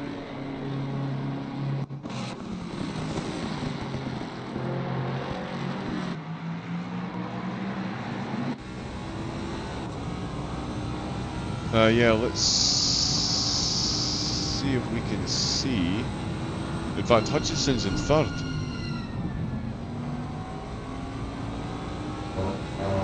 Because Wassner came in at the pits. There we go, apologies, I should have checked that first. But yeah, Wassner's come into the pits. LFM going for a split strategy, not double stacking the cars. In fact, everyone coming piling into the pits. So this is just precision driving, and we'll see. Oh no, we won't. Won't quite get to see him pulling in, but yeah, that is, as you can see, a solid list of cars coming in. Wassner already on his way back out. Tempest is in, Manuel's in as well. Yeah, everyone's going to be absolutely flooding in. We'll get an update on where everyone is when we get a few more cars out. Let's see, in fact, what Polyakov does. And there's Mayan, Petzold, Zeitz, Julians and Hoffman have all come into pits. Martignoni has come in as well. Bures has been in. And Nalhala Racing, they're still to come in as well. De La Zeus is out behind Bures still. It is close. So the undercut not quite working there for him. Polyakov running this one right down to the wire. I suppose as you would expect, really. For the 4 ORT club.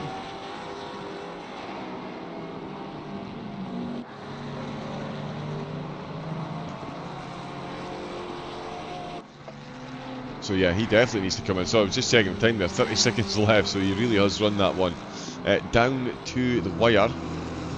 Reinders, that's him now in. Kolosov and Hutchison, there we go. The rest of the GT3s all piling in. There's Paul Brenham, Michael Frey.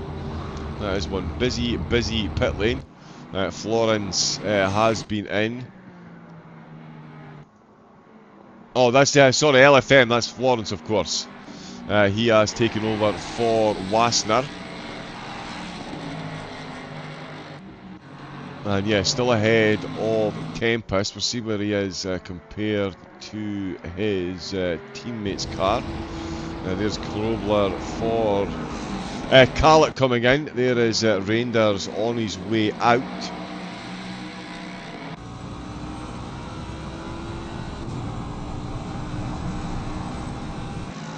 And yeah, so there we go, 1.3 seconds of a gap.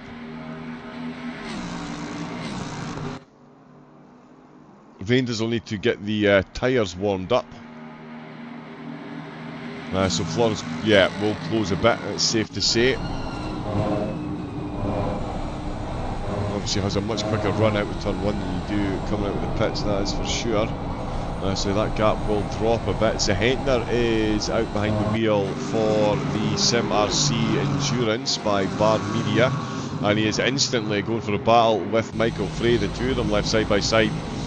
After Frey came out of the pits, and Aston Martin fully going for it up the inside then. Absolute commitment, gets the car in front, almost makes contact with Ferrari, just with an extra bit of lift there. Zahentner with full commitment taking that position. Let's see, Polyakov has been in and out of the pits, absolute textbook stuff as you would expect. Hoffman did a drive-through, he's going for a double stint on the tyres. So there we go, creme de la creme.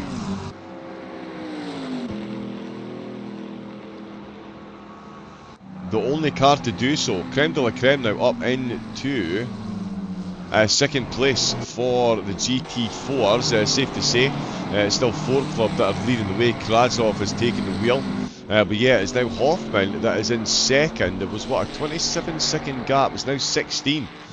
Wow, so they've closed the gap hugely. They've pulled the race card there.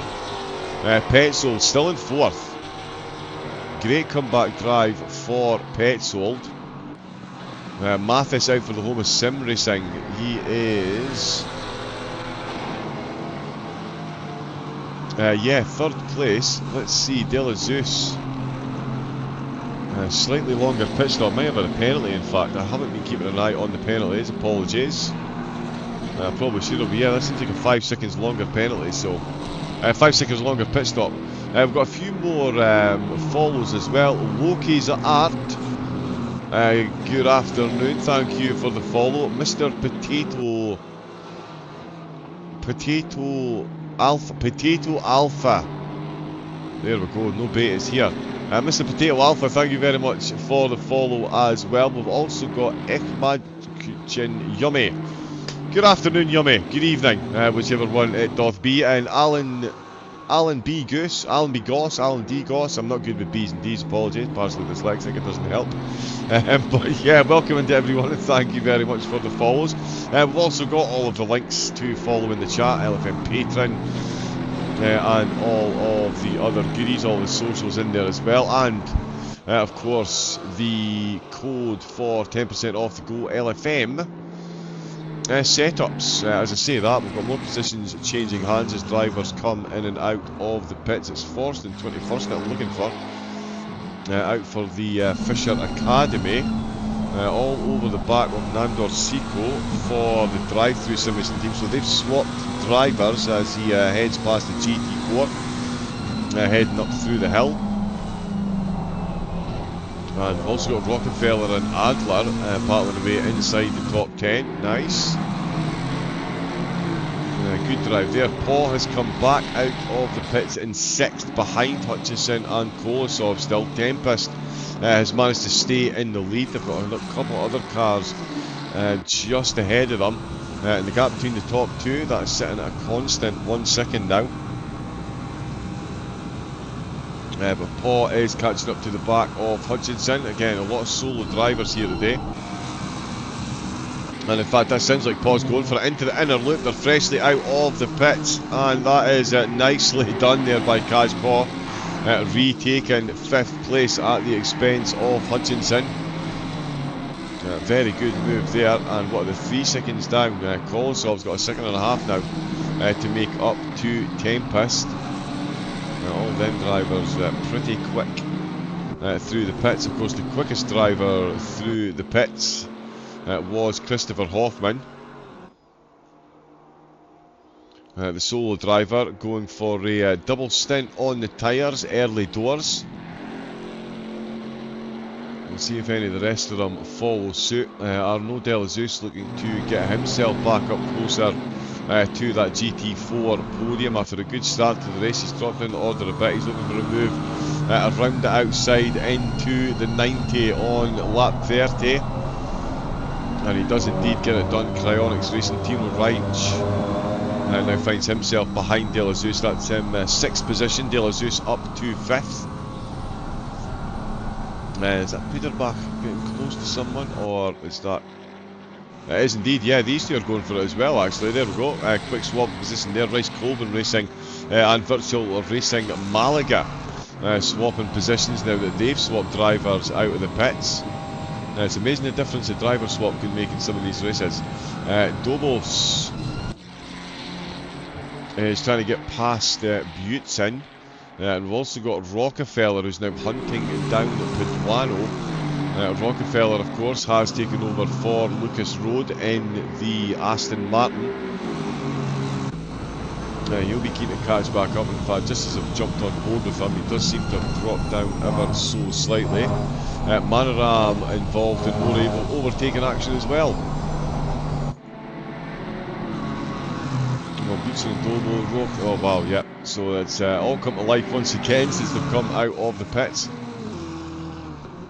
More GT4 traffic. That is the Calet Racing Porsche And that is Manoram being chased by Cruton. It looks like Manoram has got that move done there. We'll see what Rockefeller and Ardler are up to.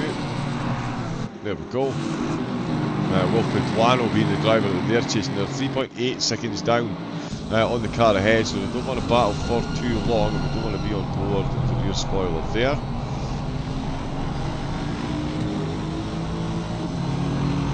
And yep, as soon as you're out on track, more GT4s. And I'm going to very quickly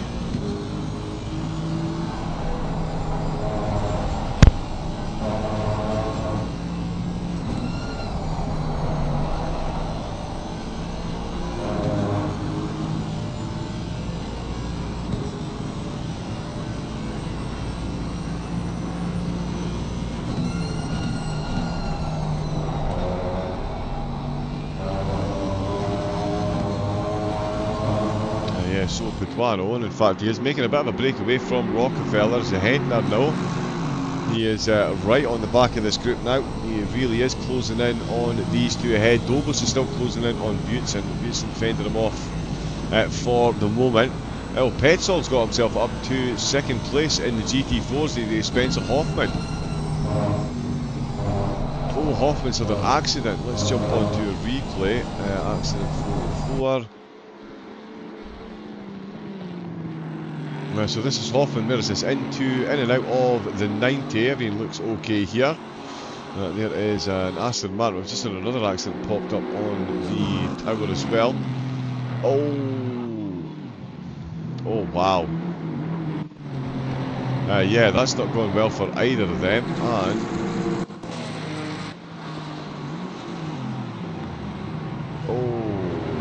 And that's another contact with the Aston Martin. And he's ended up right out on the grass as well as the race leaders are coming through. Yeah, so that was not long later. And he's made contact with the leader heading up the hill. Yeah, so getting himself fully involved throughout the field. Who we're on board with us now? Zahentner just at the back of this battle. He's still got Ardner there, but yeah, there's Voigt coming into the pits from the back of the GT3 field. Took me far too long to think about that. Mathis is being hunted down by Arnaud Delazeus at the minute, and Petzold has just about managed to hang on to second place after that. Might be a penalty or two coming his way though. We'll see what the stewards have got to say. Well, let's see, the race leaders we saw, I think it was Reinders. Just about making contacts, and Reinders is running away with it now. 2 seconds is the gap there. That's the biggest we've seen so far. Tempest has still managed to defend on Koltsov's advances, so Koltsov is looking quick in stint 1. That gap's sitting at a pretty constant 1.5 seconds. Kajpo is the driver on the move at the minute, and Ardler and Zahentner.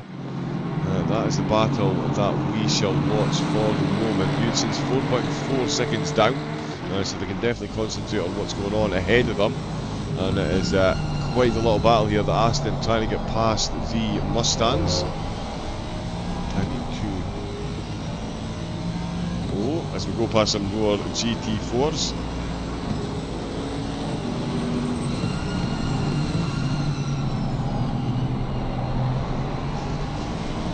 Oh, and he's just tried to cut back there. Didn't quite make it work. He's using that traffic to his advantage. The Porsche has got him boxed in on the inside. The Mustangs are going to go side, or Mustang and Aston are going to go side by side. Oh no, sorry, that is Rockefeller that's just ahead of them. Yes, sorry, that's not the GT4 Porsche, that is Rockefeller. As these two are still absolutely going at it. Down the hill into the 90. Is he going to get the move done here? No, he's not. He's going to have to bide his time for another corner or two.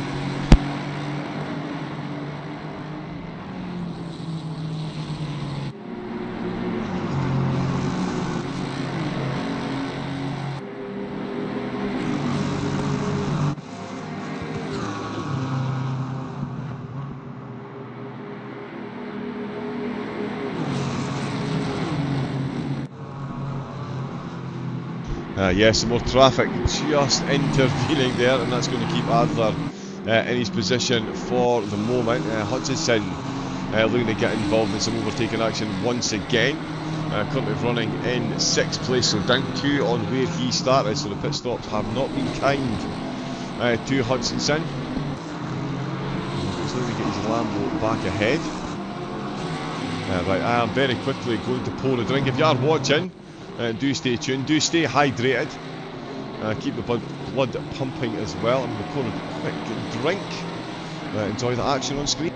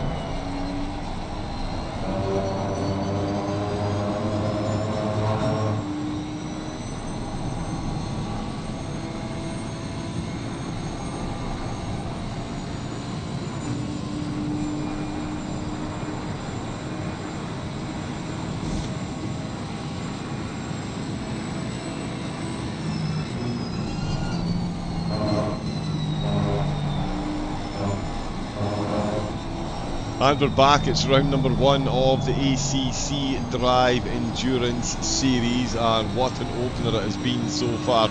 We're on board with Kolosov and Tempest. Tempest started in 5th, Kolosov started in 2nd. There's been quite the reversal of fortunes for both of the cars. Oh, second there. Just with the yellow flag.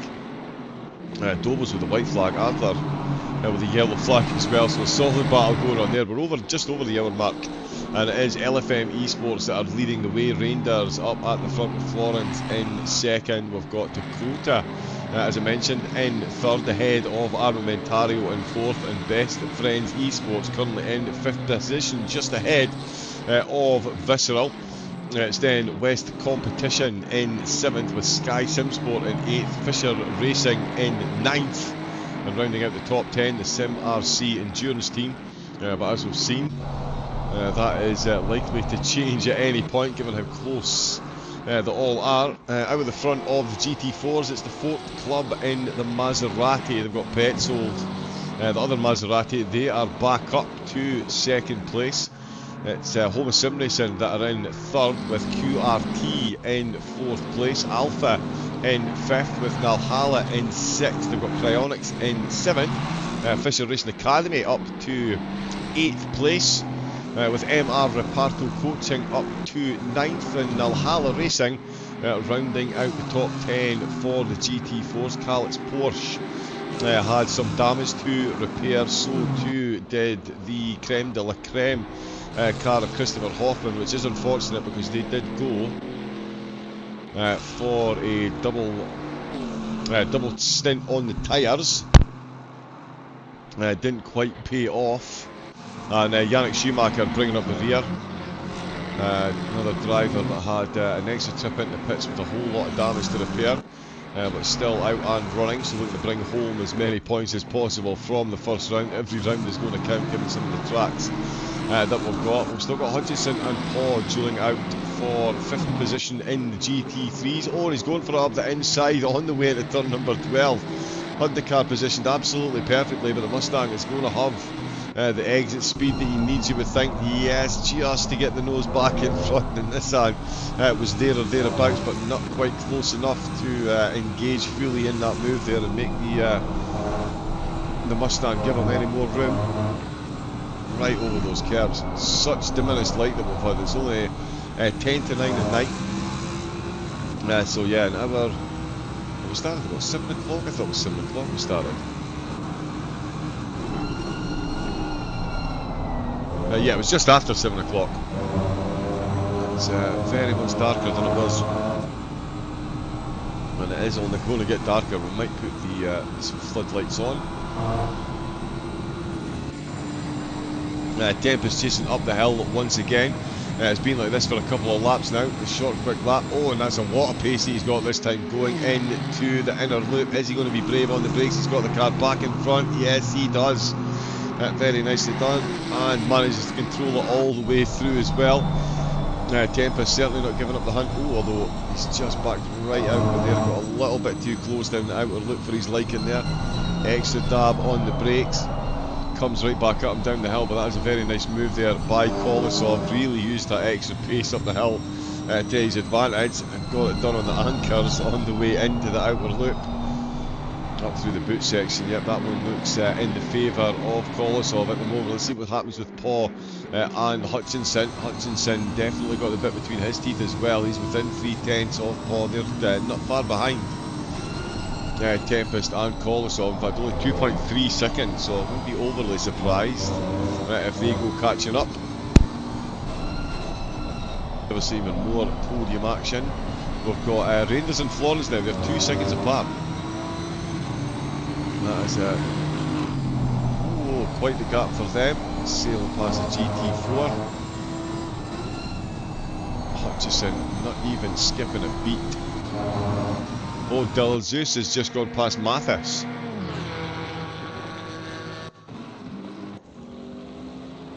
Let's see if we can see how this one happened. Deej Old School, thank you very much for the follow. Welcome in. hope you enjoy the racing.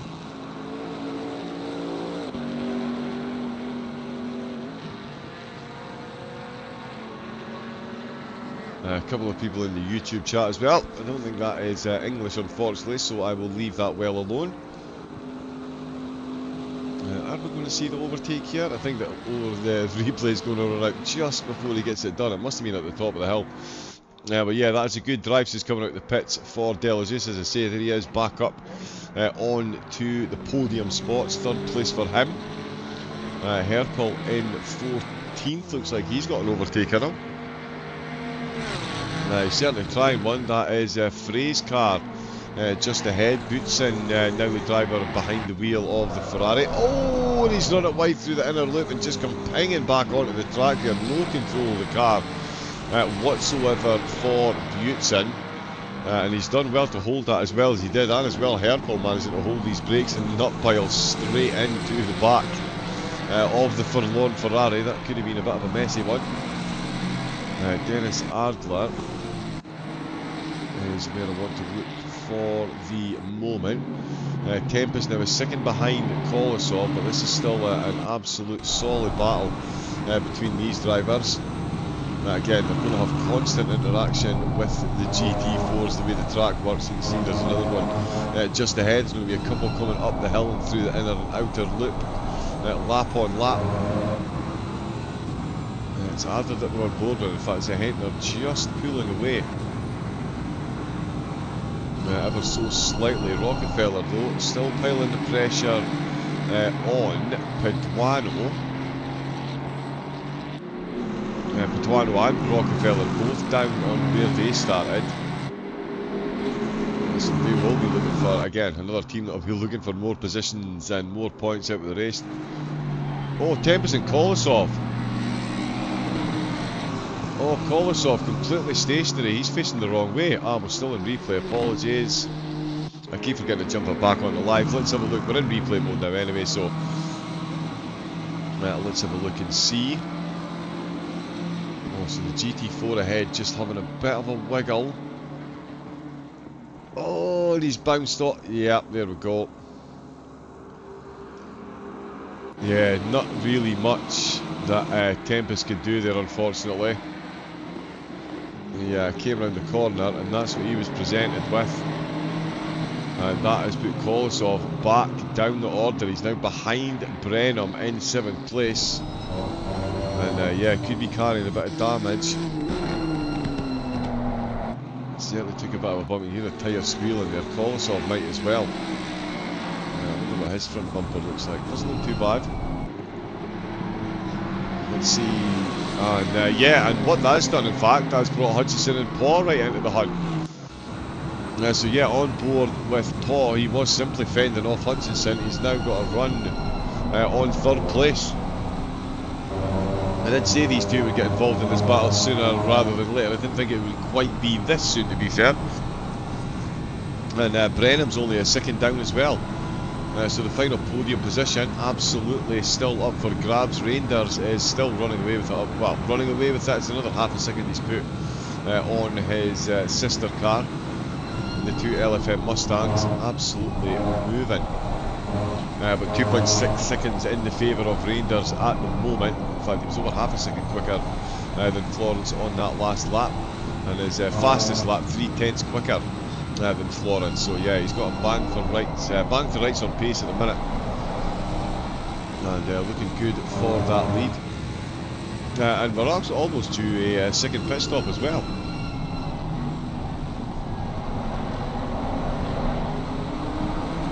They're all going side by side then. Kaz Paul could find himself losing out on a position here. Jade Hutchinson looking to take advantage of the GT4 traffic as well. Or is he going to take advantage of an overtake attempt as he tries to go round the outside? Then Paul's going to put himself right on the outside line. Enough room was left, but neither of them will have the full amount of momentum as the Lamborghini tries to go round the outside of turn 13. Or certainly signalled so. Not able to get the move done there. This is going to be interesting into the 90 this time around. That's if all three of them managed to get out of the last corner without touching the wall.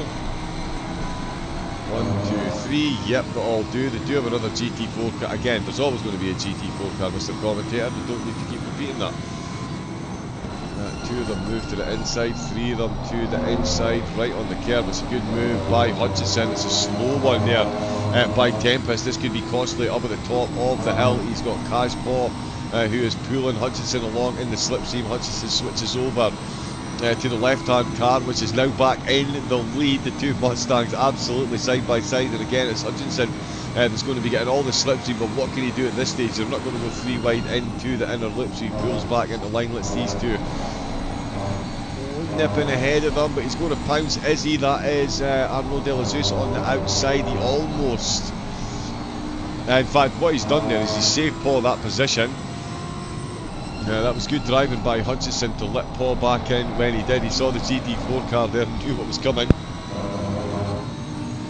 So yeah, De La Zeus managing to fend off Hutchinson's attacks on behalf of Paul, but it's still Tempest who is just in the lead of this group after that contact. Kolosov in 7th place now and 4 seconds down on Brenham, who is just on the back of this group. So when we're talking about that group, yeah, Brenham's caught back up to this one as well, as I mentioned, and as you can see he is now well within striking distance as well.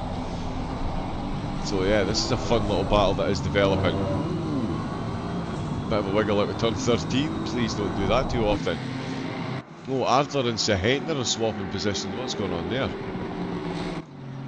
Oh, Manuel finding himself off track. Sahentner and Ardler, yeah, these two are just going side by side a whole lot. The Mustang again, really using all of the curbs. Well, I'm thinking we're going to see some drive-thrus for track limits, unfortunately, sooner rather than later. So what we're talking then, 48, well, to 90 minutes. So we've got about 11 minutes. We'll see most cars back in and out of the pits. That means, yeah, we could well see double stinting tyres on the last. Because, yeah, the next stint will get them to less than an hour. So it'll just be a drive-through for the last pit stop for a lot of the teams. We did see one team try that already in the GT4s. Didn't work out well though. They did have to come back in to get some damage repaired after a big old crash. We'll see if they try it again. No, let's see up the hill is Dominic Cyprus for Fisher Racing, chasing down Karlitz Laugenberg. This is another Mustang on Mustang battle. Goes to the move. It almost looked like a slightly wayward bump draft there, but the Carlett car manages to hang on, finding the grip exactly when needed. We need to jump back up to the front of the field. The battle for the podium is still absolutely raging on at the minute. Brenham, Hutchinson, Paul and Tempest all dueling out for the final spot in the first podium of the season.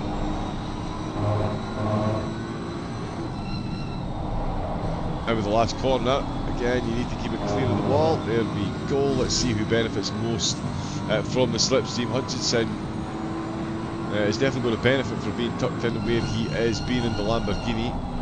Love the sight of the flames fire out the side of these cars. Brenham's BMW is the one we're on board with. He has got a Lamborghini and 4 Mustangs ahead of them. Two of those Mustangs firmly in sight. The other 2 absolutely out of sight. Florence has found half a second on his team. He's got it back to 2 seconds, but it's still a good gap. The Rangers has got as we come hurtling towards the end of the second stint. The track temperature and the temp has come down to 25 degrees, so minor changes in the planned running of the pressures when they do change tyres. And again, will we see anyone, well, not on this pit stop. I think it'll be a fresh set of tyres on this, and then they will just do a drive-through for the final stint. Quite a few solo drivers, so they definitely will struggle with that strategy. Laugenberg and Cyprus are still dueling for 16th, Rockefeller and Paduano. Paduano doing well to hold on to that position for the moment. He is 1 down on where he started. Krasov and Petzold still leading the way in the GT4s. Again, the GT3 GT3s have got constant GT4 traffic, which means the GT4s, yep, they've got constant GT3 traffic as well. Constantly coming, wasn't past. Petzold, I'm just looking to see the gap between Petzold and Krasov. Wow, he's got it down to 3.9 seconds.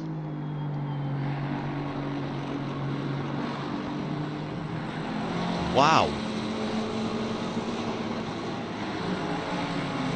That is an absolutely incredible drive.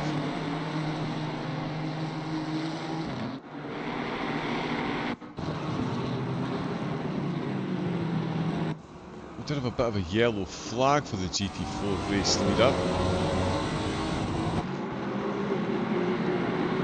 Let's see, so okay, there we go.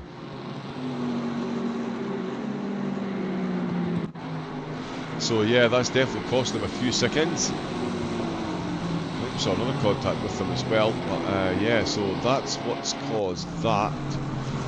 Felix Veer out for Nalhala Racing. He's taken over his stint. Oh, coming out the last corner, he's had a big contact with the wall. Got himself out of the way a bit too quickly, and that is going to put him down a spot. Buers still in 5th position. For Alpha Racing Team, got Mathis for Homer Sim Racing. They are in 4th, and then it's QRT in 3rd. Oh, and that is the Mustang of Manaram. It's been a tough race so far for Manaram, and that has just added to that. Car 116. So up the hill and into the inner loop. Certainly looking the quicker of the two. Pops out, looks for the outside line. Goes absolutely sailing past. Got that one bang to rights. Oh, and the Ferrari just gives him a bit of a tap on the way through. Just past that first apex. And that is Manaram back down a few positions. And in fact, he's got Meyer now right on his rear spoiler. And the Chevy of Buers just ahead of him. But yes, certainly Meyer. That's giving him a free opportunity to get himself another position back potentially. Kaj Paul has a fender off Hutchison for the minute. We can see Hutchison is now 8 tenths down. Paul only a couple of tenths behind Tempest. It's been quite the race for Tempest so far. It looks like it's continuing as Paul signalling his intent into the inner loop. Does back out of it as they get to the braking zone, though quite wisely, you would have to add. So we're approaching the halfway mark, so that'll be 90 minutes done. So we'll have about 9 minutes before we see cars pretty much done with their pit stops. In fact, the shoes all start coming in pretty soon. But all ran most of them, sorry, not all, but the vast majority of cars ran as maximum a 48-minute stint as they could. The car in 2nd place was in a lap before the sister team, so they should be in a lap before as well. Paul really is looking racy here. He wants this spot back on the podium. He knows if he doesn't get it soon, he's going to be back to battle in Hutchison for 4th. So I'm sure he'd rather leave Tempest dealing with Hutchison than him. And that is that Brenham is still just back there as well. He's certainly not getting left behind. Kolosov is catching back up as well. He is slightly down on his lap times though, so I do think he is carrying a bit of damage. Oh, there it is, going absolutely wild in the mid-pack still as well. Dobos is watching this battle going on ahead of him between Zahentner, Rockefeller and Adler. And yeah, Wolf Paduano in the Aston, looks like he's under pressure. Looked for it into turn number 1 there, quickly pulled back into line. And that little shimmy might have actually cost him a bit of time to Adler. Let's see what the Fisher Racing eSports driver can do up the hill. That Aston is just absolutely supreme. In a straight line, it really does get the job done, but so does the Mustang. Slipstream up the hill. Has he got enough done to take this one into the inner loop, or is this a free couple of positions for Rockefeller? No, he's backed right out of it. Oh, and he's almost lost the back and he's gone off track, and that has caused Rockefeller to take avoiding action, and that has let Rockefeller and Zahentner both get through, and that has put Adler now at the back of this little group. Paduano managed to fend them off there. Oh, Manaram with the another yellow flag. And yeah, he is now being swamped by more cars in the field. It's Laugenberg, Meyer and Cyprus that have caught back up. So Mararam, he's now under pressure. After losing some time after that contact, he is now being thrown right back into the trenches as well. Wow, they really are keeping us busy here as Hutchinson is closed back in on Paw. Paw now 1.3 seconds down and Brennan within 0.4 of a second. We daren't look away. There's Manuel for VRM coming into the pits. That's just... Right, okay, yeah, so one pit stop after this will do them. But that is right on the limit. Petzold is within 0.3 of Krasov. Zahendler's coming into the pits. As I say, he's got enough time. That'll be one more pit stop. But the race lead for the GT4s seems to be up for grabs. It's Maserati v Maserati and Petzold, who served a drive-through at the end of lap 1-2. Now right on the back of Krasov. What a comeback drive that has been.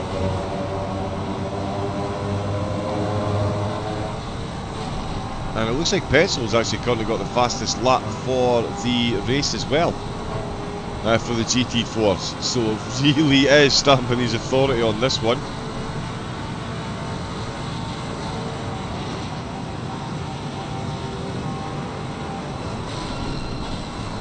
Oh, heavy on the brakes. Look at all those sparks flying. Look how much more pace. Oh, he's got, and he's forced a mistake there. Krasov's had a big old bounce on those curves, and that is the lead changing hands in the GT4 category just as we get to the halfway mark. What a drive by Petzold.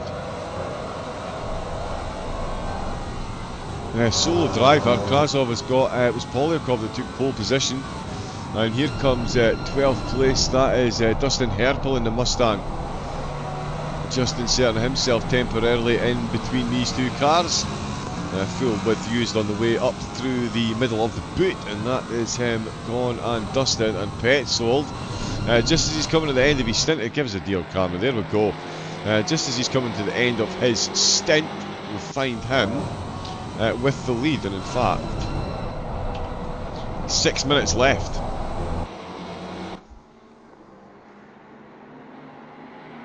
Yeah, so 6 minutes left for him to get some laps done.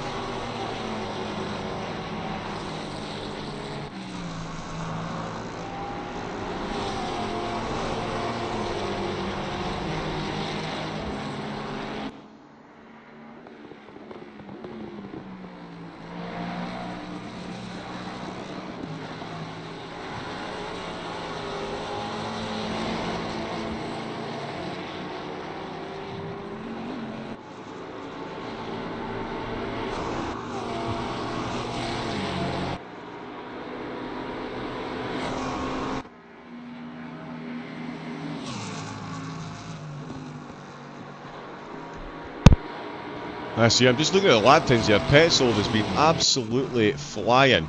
We've got some GT4s coming in. There's Mathis. Oh no, I said that Mathis was coming in the pits there. Oh, I think he's just temporarily crossed the pit line. De La Zuz definitely in.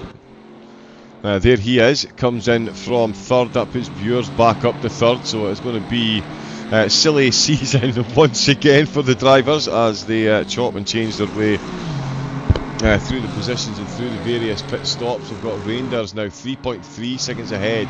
LFM 1-2 it is, and it is Paw who's up to second. Oh, Paw's up to second and Tempest is in third.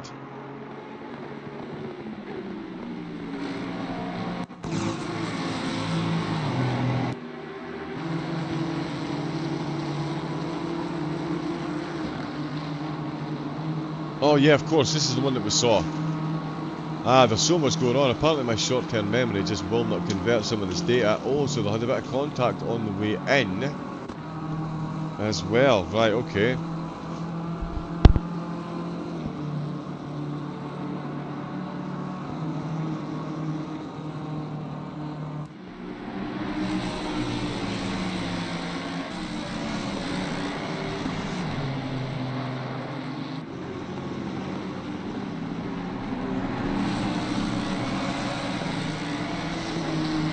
So now Hutchison looking for a move. There's Rockefeller, Manoram and Laugenberg for Calip all into the pits. Again, that's the halfway mark reached in Greece. They've got a 48-minute stint timer. So they're going to have one more stop after this one. Or certainly one more mandated stop. We'll be hoping it's only one more. We've definitely seen reasons why teams could be in more than that. There's Force coming out the pits as well. So yeah, this is going to be very much like the first stint. It's just going to be a couple of cars in at first and then an absolute raft of them filing in. Petzold is going to be one of the next ones in. He's ahead of Krasov, so absolutely job done so far. Recovered from that drive-through absolutely incredibly and is now in the lead. There's Kolosov. Is that Kolosov in the pits? Tempest. Tempest, he's come into the pits. He's left Hutchinson now dueling out with Paul for third place, with Paduano following Tempest in.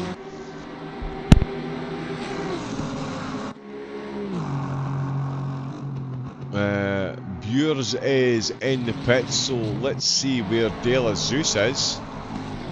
He is coming around, but oh, he's on a big bounce to the wall. That's not what he needed there. Bures is still stationary, but he is very close to the pit exit. De La Zeus is heading in to turn number 1. Yep, he has got this one done because Bures is still stationary, just being dropped now. De La Zeus safely through. So that is him looking good to maintain his podium position once everyone's been in and out. And Petzold, he has come in as well from the front of the GT4 field. Krasov quickly retakes the lead, but Petzold did come in from the lead. Tempest, Paduano and Herpel's come in as well. It's all happening in the pit lane. There is Reinders coming in. And followed straight in by his teammate this time. There was a lap difference between the two of them. So yeah, that's going to be everyone else coming in as well. Herpel, Sash and Cisco, they're in. Petzold is in. No other... Sorry, Mathis is in as well for the GT4s. And there comes Hutchinson into the pits. There's Mathis in the pits. Paul has stayed out. So Paul has stayed out with an hour and 25 to go. Kolosov stayed out as well. We'll see what Dobos and the team do. There has come in for Valhalla Racing. They've got themselves currently in 4th position. MR Esports, MR Reparto Coaching, my apologies. That's them in the pits as well, so De La Zeus will take back that spot there. That puts him back up to 5th. In fact, he'll be ahead of Vier and Mathies as well, so this will put him back up to 3rd place. Petzold has been in and out and is currently a minute behind. So he's comfortably going to retake the lead. Oh, Lucas Road. Oh, Road.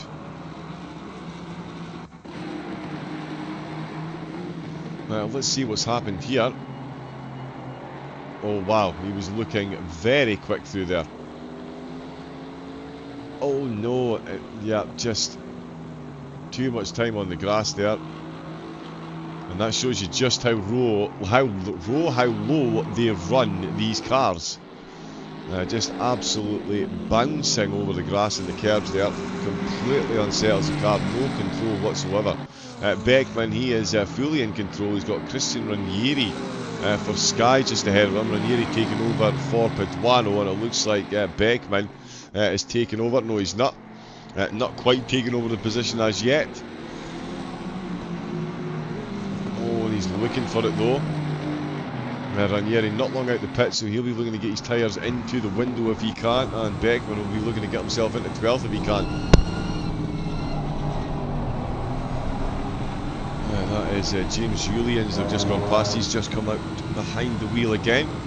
Tony Mahoney for Fisher is looking quick for an overtake too, and we've got another solid stream of cars into the pits. Kolosov is in, Sasha Wasner is back out behind the wheel.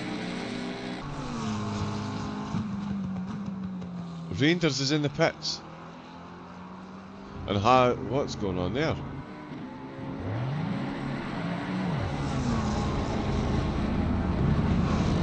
Oh, they've got a drive-through.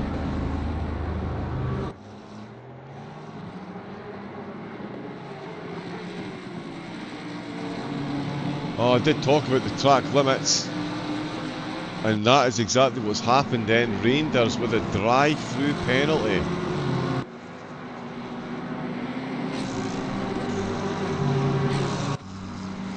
More importantly though, Brenham is up into third place. He's ahead of Kajpaw.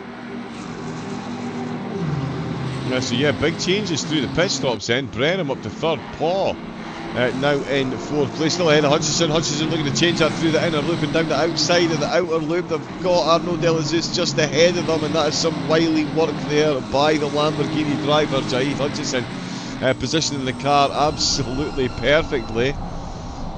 Using that traffic, and it might just have been a bit too perfectly, because this is the front right wheel of one Vladislav Kolosov. Safe to say he could be considered a man on a mission. It's been a rough race so far for Kolosov. Now finds himself down 4 positions on where he started. And he will be more than keen to get back up the field. Brenham though, what a turnaround in the pits that is. Just looking to see if I can see any more incidents on the list. Oh, hopefully blow my nose, so my apologies.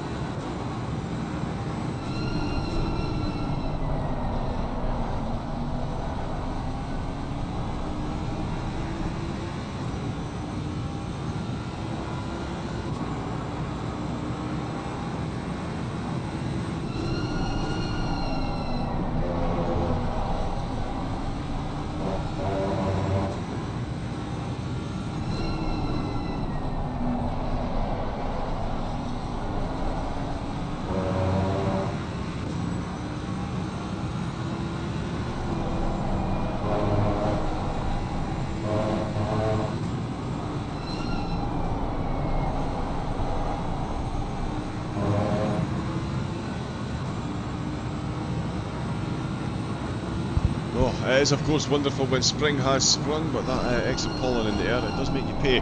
We're here for an hour and 19 minutes left of round number 1 of Season 18's ACC Drive Endurance Series. It's LFM with what was a comfortable 1-2. Wasner certainly comfortable in first place, 21 seconds ahead of his teammate Reinders, who's had to take the drive-through penalty. Now only got 2.3 seconds separating him from West Competition Racing, who've raced their way up into third place after some very neat work out on track and in the pits. It's Jaid Hutchinson who finds himself in Visceral up into 4th position, and that's where the battle's really begun, with Paw and Kolosov absolutely hunting him down at the minute. Beckman and Ranieri are still battling for 9th place as well. But we'll keep an eye on this, and in fact Tempest, Sean Tempest not to be left out with this battle. You can see him just in the background there, just coming up the hill himself. What is he, 1.3 seconds down. We'll get a quick look again at the GT. Right on cue, there is one of them there. It's still Petzold leading the way after an absolutely incredible drive, but it's Nikolai Polyakov that is back behind the wheel in second place. He's 7.8 seconds down, so we'll see if he can catch up to Petzold. Certainly quicker in qualifying, but it doesn't look like Petzold has really got this one absolutely nailed on at the minute. Dobos in the pits. It's Arno De La Zeus, another driver that's had a great race. He's made up several places in the GT4 class so far, and he finds himself onto the podium ahead of Nismayan and Buers in 5th place for Alpha Racing Team. So that's in the GT4s they're running at the minute. Dobos, as I mentioned, he's in the pits. Philip Richter is all over the back of Benjamin Sash. He's taken over for Michael Frey. Oh, Dobos stationary out of the pit lane. And he's just jumped back to the pits. Oh, that's never a good sign. Never a good sign. Tony Mahoney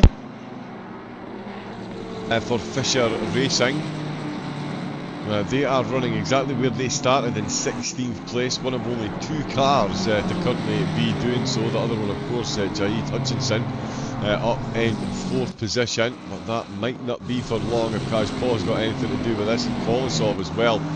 He is now within a second. Denver is still 1.3 seconds down on this little group. Oh, yeah, no, let's get on board so we get the rear view mirror as well.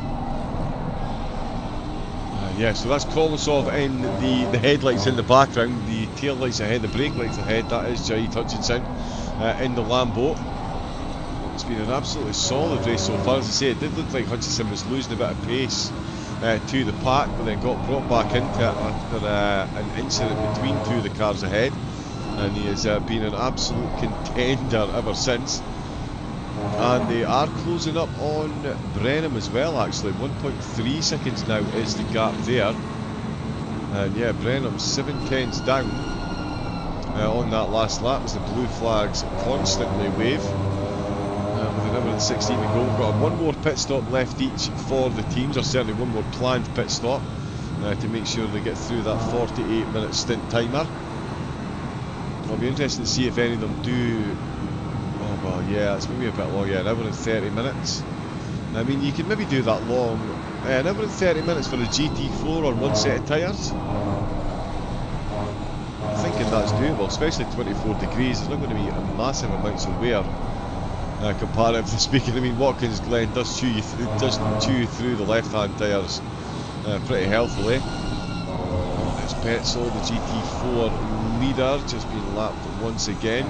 The GT4s are on lap number 53. The GT3 race leaders on 58.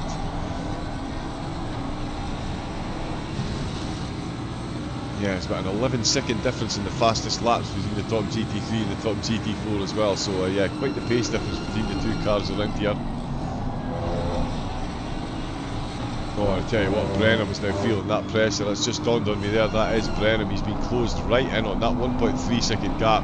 Is now completely non-existent, and Kolosov can effectively see 3rd place once again. And Tempest not too far down the road, but yeah, there is Kolosov just coming out the penultimate corner, and that is 3rd place just going out the last corner. So he is right back in the hunt for this one as well. Tempest, and where is he? 1.5, so he is losing a bit of time. Kolosov, I'm not sure, he's lost a bit of time there as well. I'm not sure if he's bumped the wall or what's going on, but he's left these 3 to duel out over the final podium position as LFM still running away with it up at the front. Reinders has got the fastest lap, but the drive-throughs meant he's in 2nd place by 21 seconds. That's going to take some team orders to convince Faster to swap round. Oh, look at the run he's got up the hill. Hutchinson once again gets side by side on the way into the inner loop. Doesn't have enough momentum to get in front in the braking zone. He is going to bide his time. Right, he's going to head down the hill, and you can see the headlights getting ever larger for both cars. Here on board with the BMW, Brenner's on an absolutely solid race. He'd love to bring home a podium for the team at this stage. It's going to be a fair old battle to do so though, with these two behind them. It's going to be quite the drive up the hill. And the Lambo looking very neat, with the BMW getting a very, very, very good takeaway. Let's see what Kaz Paul's doing. Wow, he is going to go side by side through the heel, is he? Not quite. Yep, a lot of diminishing returns at the minute for Brenham. He is providing the lead slipstream car here to let these two catch back up. Kolosov now 2.3 seconds down and falling at the clutches of Tempest pretty quickly. So that's where that gap's going. I thought it might go the other way given Kolosov's pace in the opening couple of laps. But apparently the Nissan not a fan of the cooling conditions. Beckman still trying to find a way past Ranieri for Sky. I'm not using the rear camera for that, but yeah, we'll use the front camera. Oh, and that is a bit wide there to say the least for the Fisher racing car. That could be a slap on the wrist. Milan Kish is back out behind the wheel, so is Michael Frey in fact.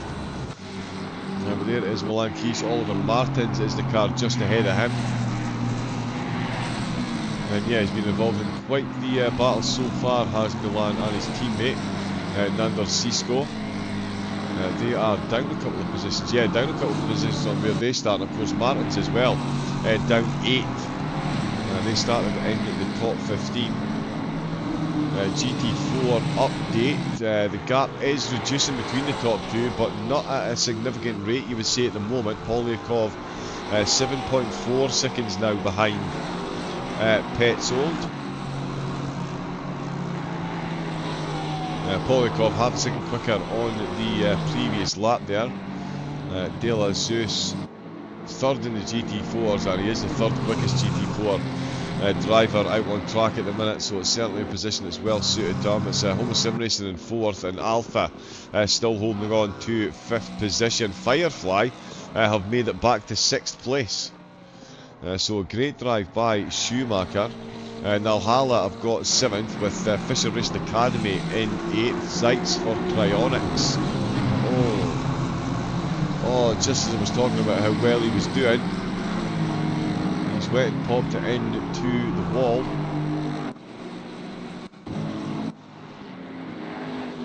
Oh, so he was going for the overtake. This is it's Martins that he's going past, of course. I was going to say Maranam. Yes, on a few inches. Oh, yep. On the grass on the left when he touched the brakes. Didn't quite go into the wall, in fact. But yeah, certainly put an extra bit of pressure into the tyres, that's for sure. Richter looking for a move as well. Martin's looking quick. Milan Kish, he's just been overtaken. Oh, sorry, he's just been unlapped by one of the Aston Martins. And it's Richter that I'm looking for. Where has he gone?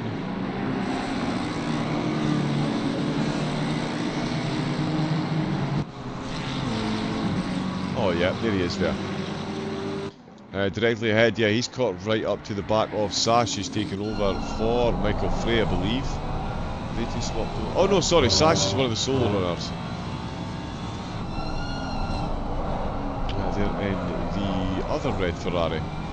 But either way, Sash, the GT Pro brothers, they qualified down near the back of the grid. They've made up 6 places so far, but that is very quick looking Philip Richter behind them. They two have made it up 4 so far. As they go past, oh, and that's into the pits for Schumacher. So there we go, that's how they've made it back up to 4th. And now they definitely will be double stinting the tyres. It'll only be a drive through, an hour and 9 minutes left, so you'll put a fresh set of tyres on and do a drive through with about 25 minutes left just to clear that last pit stop. So we'll see where Schumacher comes back out.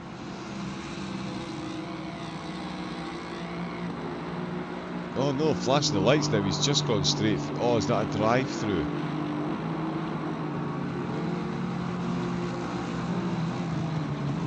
No, he's going for the double stint now.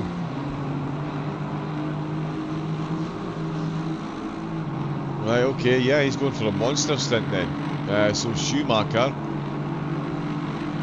Oh yeah, he's right down at the back of the grid of the GT4s.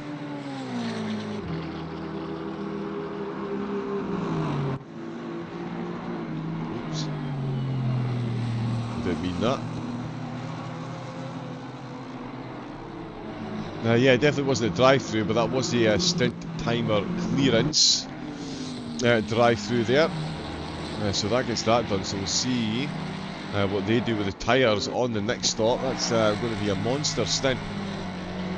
Let me just...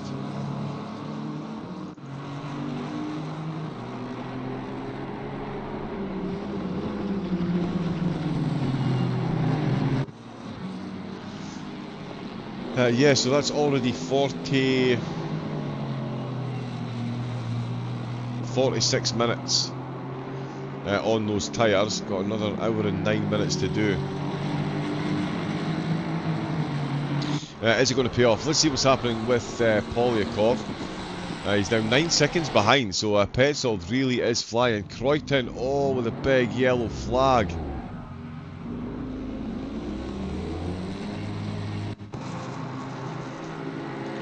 It says car 4 was involved as well. That is Hoffman.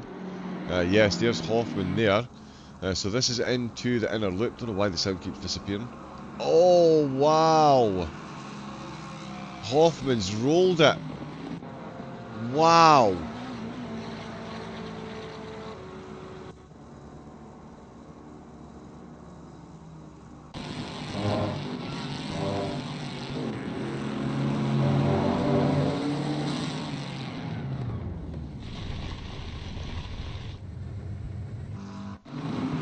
Wow, that is quite the crash. Oh no, don't.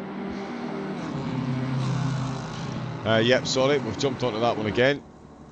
But again, we'll see this. And yeah, he's just hit those curves far too hard. It's absolutely unsettled the car. I mean, that is a wild reaction. He's on the inside right there, but still. Absolutely wild reaction. And Kreuton is literally a passenger in someone else's incident there. Gets dragged off track by the rolling Chevy. It's not what he was expecting when he was coming through that corner. Now let's see what Beckman can do. And in fact, Hutchinson as well. He is still going for this final podium spot. Brenham doing a phenomenal job fending off the Lambo for the moment. That almost looked like a minor touch of the wall.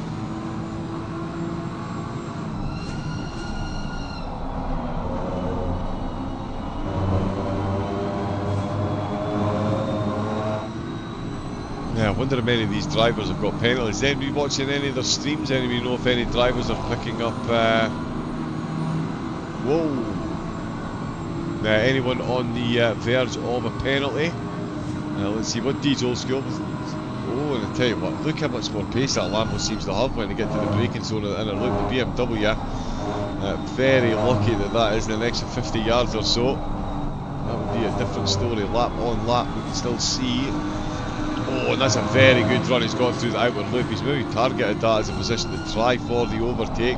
There is a Porsche there. He's not going to quite get the cut back. He was a bit too close for that. He was almost round the outside and at the fall back into position again. Straight up the hill they go. They've all made it past. Safely past. That's Kolosov making it past the GT4 as well. GT4's Polyakov now 9.3 seconds down. So yeah, Petzold is absolutely moving.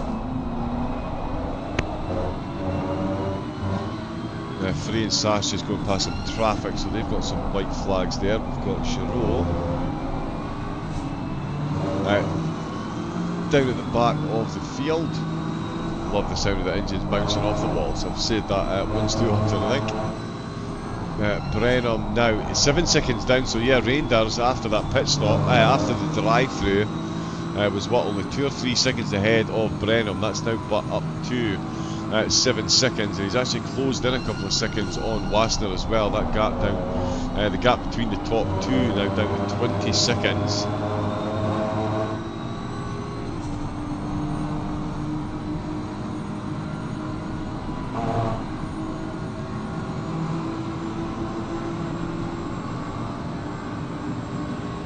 Let's see what they can do this time around along the back straight, and look at the pace. He's going for it up the inside this time, or is he? No, he doesn't. He backs right out of it again. Full commitment on the curves. Oh, he's going for it on the exit of the inner loop though.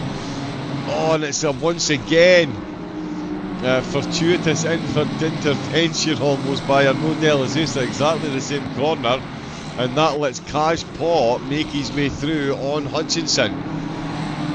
So in the full dark there, we didn't quite see that overtake happen, but that is exactly what did happen. Cash Paw has just popped himself up into 4th position and right on the rear spoiler now of Breno. Can he get the move done? And Kolosov is within 2/10 off Hutchinson, so that position might change. We've got an hour to go, and it's full defensive there from Hutchinson, and Nissan trying to go round the outside through turn 12. That's quite the move. He can make it stick, which he cannot, unfortunately for him. Kolosov though, oh, a big squeal on the tyres, absolutely jumping on the brakes there to get the car stopped. Full commitment and everything. Oh, but that is some solid driving there. Cash Paw taking full advantage when he could, and in fact that registered as an accident. Let's see if there was a little touch of contact there, or is this the one that was seen? Oh yeah, so this is the one that was saw. Look at that, goes for it right up the inside. The Nissan really can move. Yeah, so slightest of touches there through turn 13. Wow, look how close they are along this back stretch. Through the S's they go, and that is Hutchinson. He's gone round the outside, and he's positioned the car perfectly because he knows that Paul had no room to get past the BMW ahead. Not only can you do that with other classes of traffic, you can do it with the same car. I do keep saying it, it's the third car, or even the fourth car in the equation that's best positioned. The two ahead go side by side. He's got full send up the inside. Oh, and that is a late send. He's made contact and made contact again, and did that even straighten him up? No, it rubs salt in the wound, doesn't straighten him up. That could be a penalty coming his way. Oh, it's Bauer. Fleming Bauer for Sim Racing setup. He's taken over from Mayer. Oh, and he's hovering him here. Cruton's gone past. That's a big spin, but that is a big incident between Kolosov and Paw.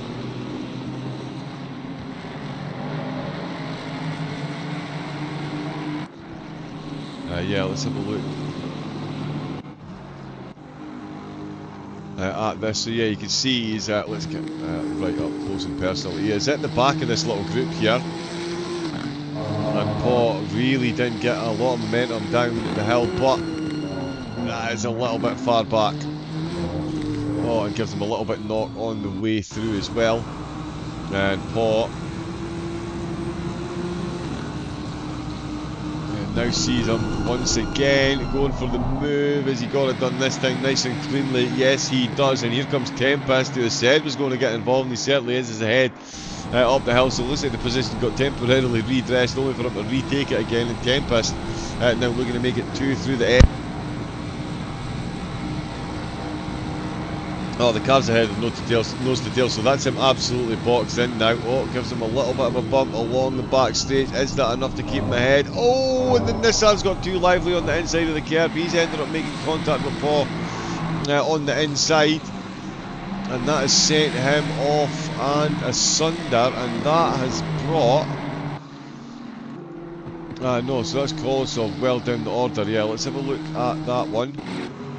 I do need to remember to switch it back to live.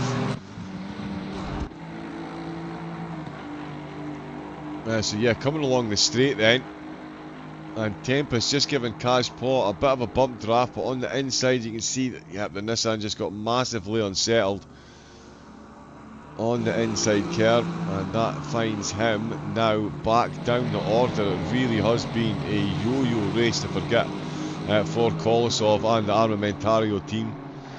Tempest is now in 6th position behind Paw. We've got Hutchinson in 4th, and he's still only 3/10 behind Brenham. So while all that's been going on, Hutchinson and Brenham have managed to fully break away from this one. Reinders is closing in on Wassner. There's now less than 20 seconds between those two at the top. There's still an hour to go. There is a bit of a difference in their lap times, but not that significantly. I think Waster's got too much to worry about at the moment. Polyakov is now 10 seconds down on our now long-time race leader in the GT4, so Maserati of the Dynamic MS youngsters, Lee Petzold. What a race he's had. He's been at the back of the GT4 grid, he's now at the front of the GT4 grid with an ever-increasing lead over the Ford Club that started in first place. It's QRT having a great race up in third position. Good gap back to the Porsche of home of sim racing esports, with Alpha still in 5th. It's Nalhala got themselves in 6th. Schumacher in 8th place for Firefly, another team that's had a bit of a difficult race. They're double stint in their tyres though, so it looks like a good, in fact it might even be triple stinting, because there's only going to be about 12 minutes left of the race when they come into the pit, so I don't really see any point, probably no point in swapping tyres at that point. Let's see, Tempest still on the back of Paul Kolosov, behind both of them after that bump. Tempest 6, Paul in 5th as I mentioned. There's Hutchinson still looking for his way on to the podium. Brenham in full defensive mode, that is the Carlton Racing Porsche he's got ahead of him, perfectly positioned for the overtake there. Down the hill the Lambo is looking good. Yeah, he's going to pull out the slipstream here just to scrub off a little bit of speed, keep it nice and neat through here.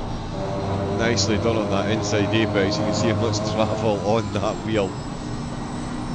For the suspension heading up the hill, they've got one of the Ferraris ahead of them. So that's blue flag, so a bit of a saving grace for Brenham, because we've seen how close Hutchinson has got lap after lap. This time Brenham himself getting a bit of slipstream. He's getting sent up the inside. Oh, the back marker just for the next application of the brakes before they get to the inner loop. Almost caught Hutchinson out there. Does manage to hold on to it. He's using up some of that tyre life through that corner there, that little lateral squeal from the tyres. Just letting him know he's slightly up beyond the grip. Oh, good exit by both of them. He's flashing the lights furiously, trying to find a way past, and signals a move up to inside. Brenham still just holding his line. They've got another GT4 to navigate again, as they constantly do. Road's still trying to get past Ranieri as well, actually. Those two are still having a battle after the pit stops and everything. Beckman's closing in on that one as well. Petzold is still pulling time on Polyakov, who's still pulling time on De La Zeus in the GT4, who is, you guessed it, still pulling time on Ismayan as well. So the top 3 in the GT4s looking very settled at the moment. So we're getting into the final hour of round number 1. There's still a lot of points up for grabs. And one more round the pit stop for all of the cars. I do again think they're all going to just be quick drive-throughs. It's one of those strategies where if you don't do it, you could be the one that gets caught. But then there could be those that think to themselves, well, you know what, I will just...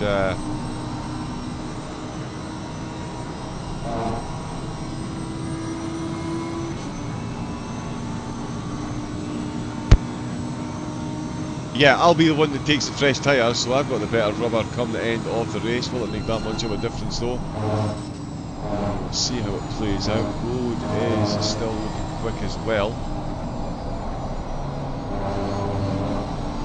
Road can't quite see him. Beckman Road, 11th place, there we go. Oh yeah, so these 3 are going out of Beckman in the Mustang. Wow, he really has got the 2 Aston Martins absolutely banged to rights, but this is another one. Yeah, well, see, he's got them banged to right. As soon as they get to the end of that straight, the Aston Martin just absolutely pulls away. Hutchinson, that is Petzold there going past, can't take advantage this time around.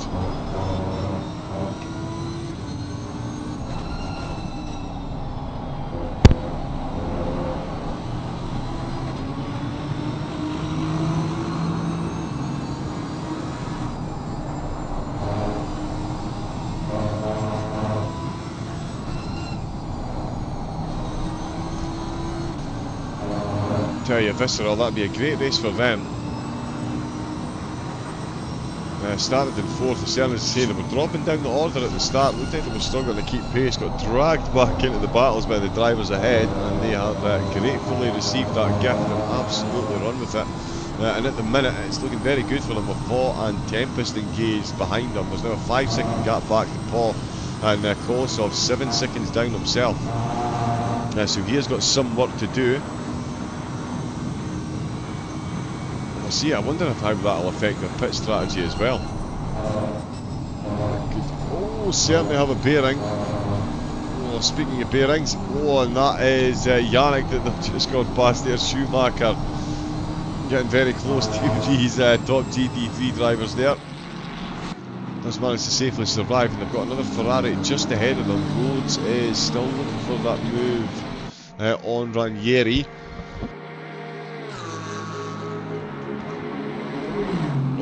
Oh, and that's clumsy contact on the straight. Oh, and the Mustang sails through it, and he's just collected the Aston right at the end of his rotation there. Almost made their way through. But yeah, clumsy contact on the straight.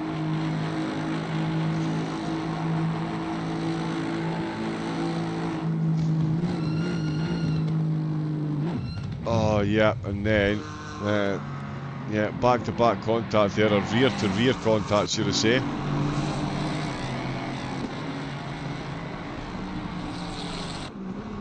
Now let's get back up with Hutchinson. Very quick pit stop for me.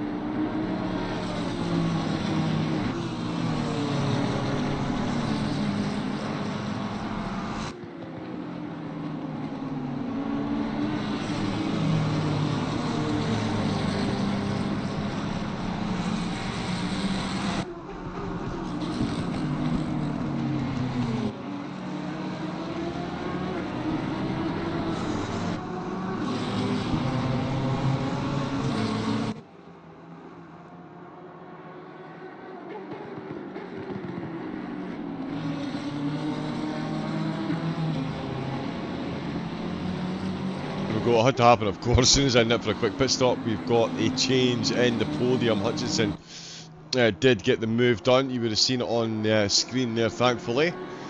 Even if I missed it. But yeah, so that is Hutchinson now up to 3rd place.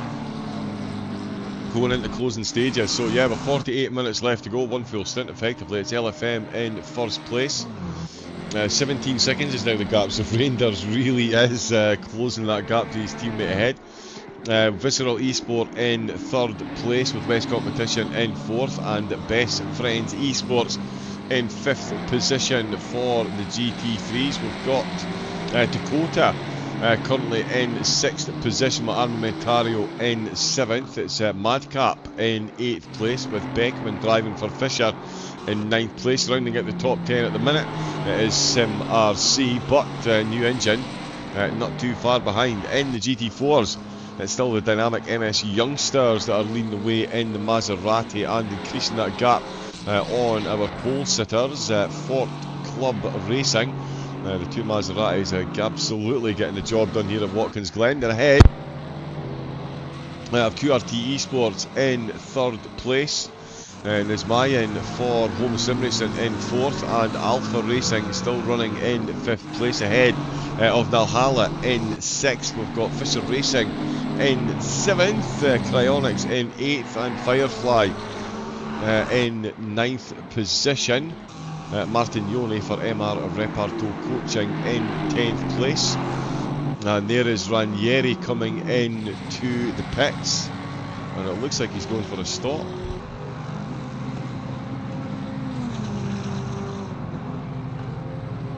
Although it looks like he's carrying a bit of damage there, actually.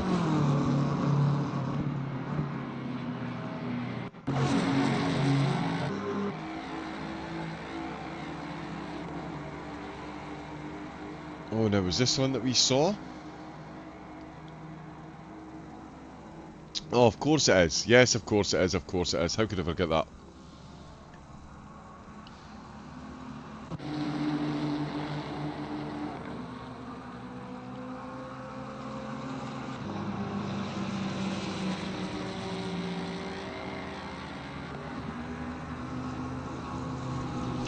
Yeah, so that is the... Oh no.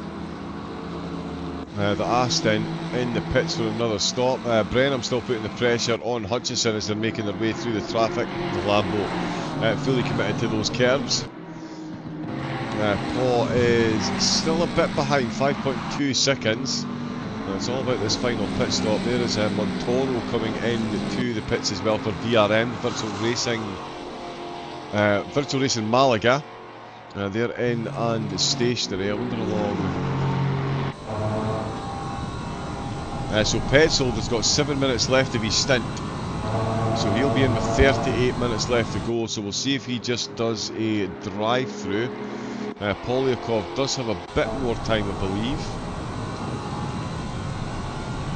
9 minutes, so one more lap. So we'll see if he can take advantage of that. There's Laugenberg in for Khaled. This will be their last planned stop as well. They're all dribbling in now, and it'll be oh, there's Croyton in, just as I say that as well. So that's 3 of them in the pits.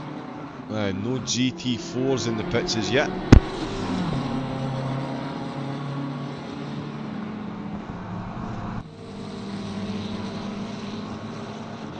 Let's see, Brenham in 4th place. Yep, so he is still hunting down.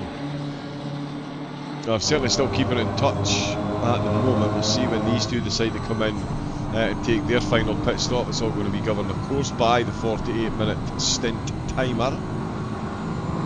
I've got another follow as well. Good evening, welcome in. Isdirk. Apologies if I'm butchering that pronunciation. Please do feel free to correct me if I have done you wrong there. There's Kolosov coming into the pits, and Vode coming in as well.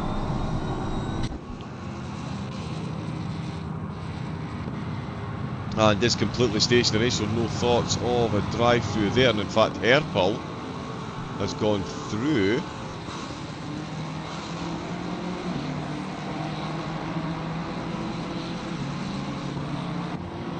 What's going on there?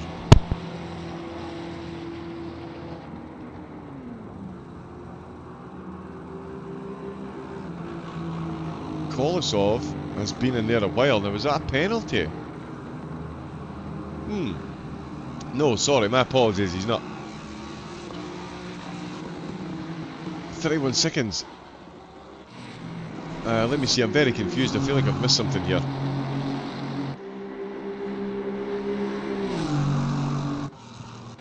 Because Herpel did come through the pits there. Oh.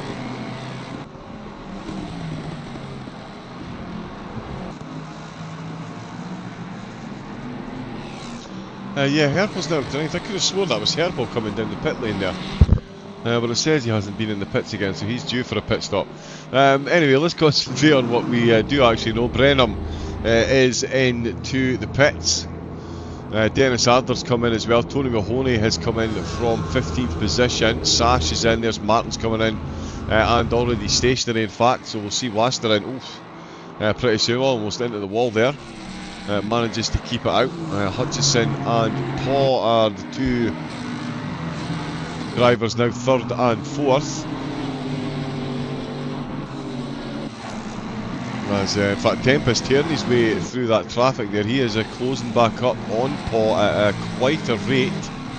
Wonder how long he's got left of his stint. No, we need to be in helmet cam for this car. Cheeky bit on D. 3 minutes left, so could squeeze another 2 laps in. Let's see if he can use them. Where is Brenham? He's on his way out. Arthur's still stationary. Brenham on his way out. That is the GT4 race leader just coming around the first corner as well. Coming through the first corner in second place in the GT4s. We've got Puderbach coming out of the pits for Rice Colburn Racing. Benjamin Sash on the way out for the GT3 Pro Brothers as well. They'll certainly be hoping that's their final trip into the pits. Paul and Tempest have come in. Oh no, they've not. Sorry, Beckman and Herpel. Beckman's on his way out. There is Herpel coming through the pits now.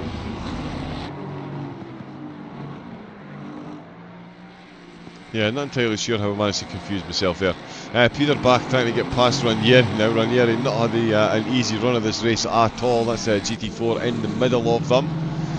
That Mustang, and they've got, who's that? Martin Yoni in the GT4s just ahead.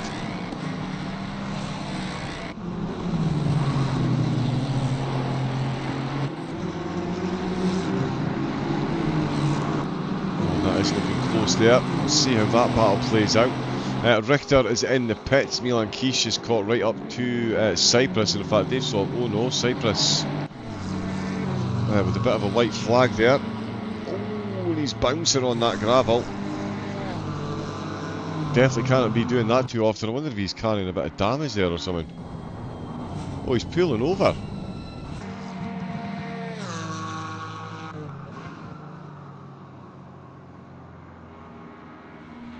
Has he missed his stint timer? Yeah, no, he's only just come out of the pits.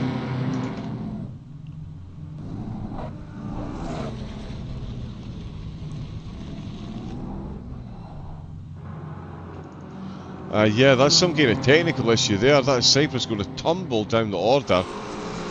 Yellow flag as well, not fortuitously positioned for these two, but that is Cyprus. Sorry, that is Pudenbach getting the move done on Ranieri. Just as well he got it done there because there is a yellow flag just ahead of them. Cyprus still unable to get the car moving for whatever reason. He's clearly having some kind of technical issue. There is Manoram coming into the pits. Wassner is in the pits as well. So that's Wassner in. Reinders has stayed out, so they're going for a different strategy on to get the third pit stop is different for the team. Pit stop number 2, they took on exactly the same lap, which means Hutchison is promoted up to second. Frey all the way up to fourth at the minute, but of course Brenham will retake that podium position when the pit stops iron themselves out. Cash Paw fifth on track.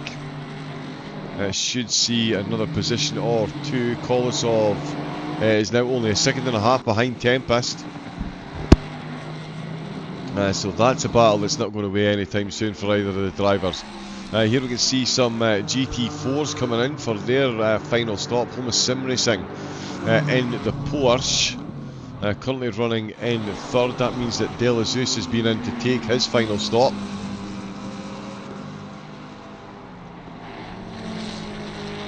So this is going to be him running to the end now.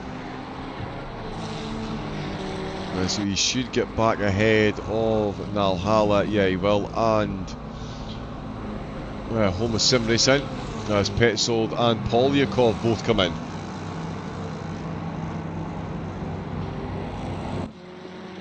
As De La Zeus goes back up to third place. Alright, okay, so he is pretty much a lap down on Petzold. Petzold is absolutely flying. Yeah, so this will put De La Zeus back on the lead lap when he comes round again. That's Polyakov and Petzold just about to start lap 73 when they come out of the pits. And Polyakov has gone for it. Polyakov has gone for the double stint and it's given him the lead of the race. He's just done a drive-through. He didn't stop. In fact, he didn't stop at all, did he? Let's just, I tell you what, I'm sorry, I know it's a bit boring watching them driving through the pits, but let's just see. So he must have been carrying enough fuel for the two stints as well.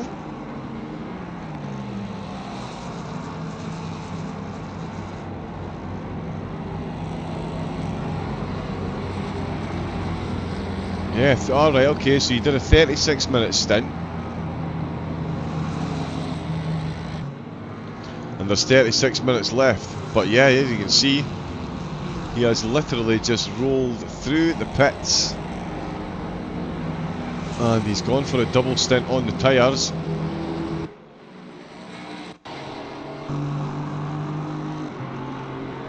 So let's see what that does to Petzold then. He's back at the pits, 22 seconds behind. Is the fresher tyres going to make enough of a difference in the closing stages? We are going to find. De La Zeus doing well. He's solidly hung on to second place through there. He's a minute behind, but he's still 16 seconds up on the Home of Sim Racing esports team. They've got their Porsche in fourth. There's more GT3s coming in. That's Michael Frey, in fact, on his way out. So he's on his way out of the pits. One of the GT4s was coming out there as well.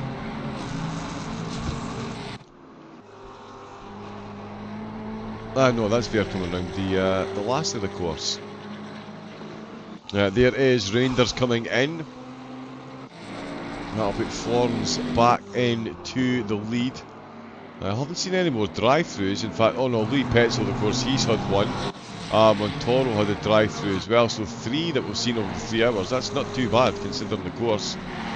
Very easy to violate the track limits around here, especially in the heat of battle. Speaking of the heat of battle, Kolosov is once again fully engaged. This time it is once again with Sean Tempest. Oh, Brenham. Oh no, okay. I thought he was a couple of tenths behind there, but he is not. That's just the way the pit exit works. It's Kolosov that we're looking for across the start-finish line. Kolosov looking to get back up to 6th place for the Nissan. That'll still be down 4 on where he started. It really has been a tough opening race for the Armamentario team. They will be looking to pick themselves up for the next time out. Barcelona. I should know, I've read the calendar about 1,000,000 times. Yes it is, Barcelona of course. That'll be... when is that? Yeah, next week. Next week that one's going to be.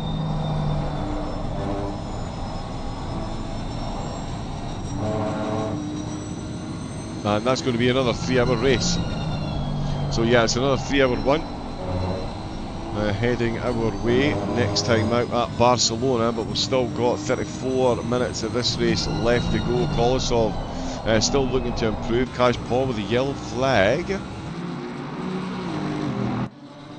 Well, it says it's an accident.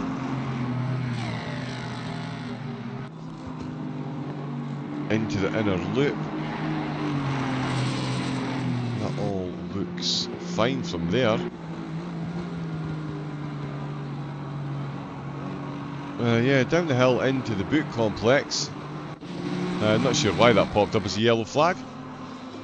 He does appear to be running absolutely fine.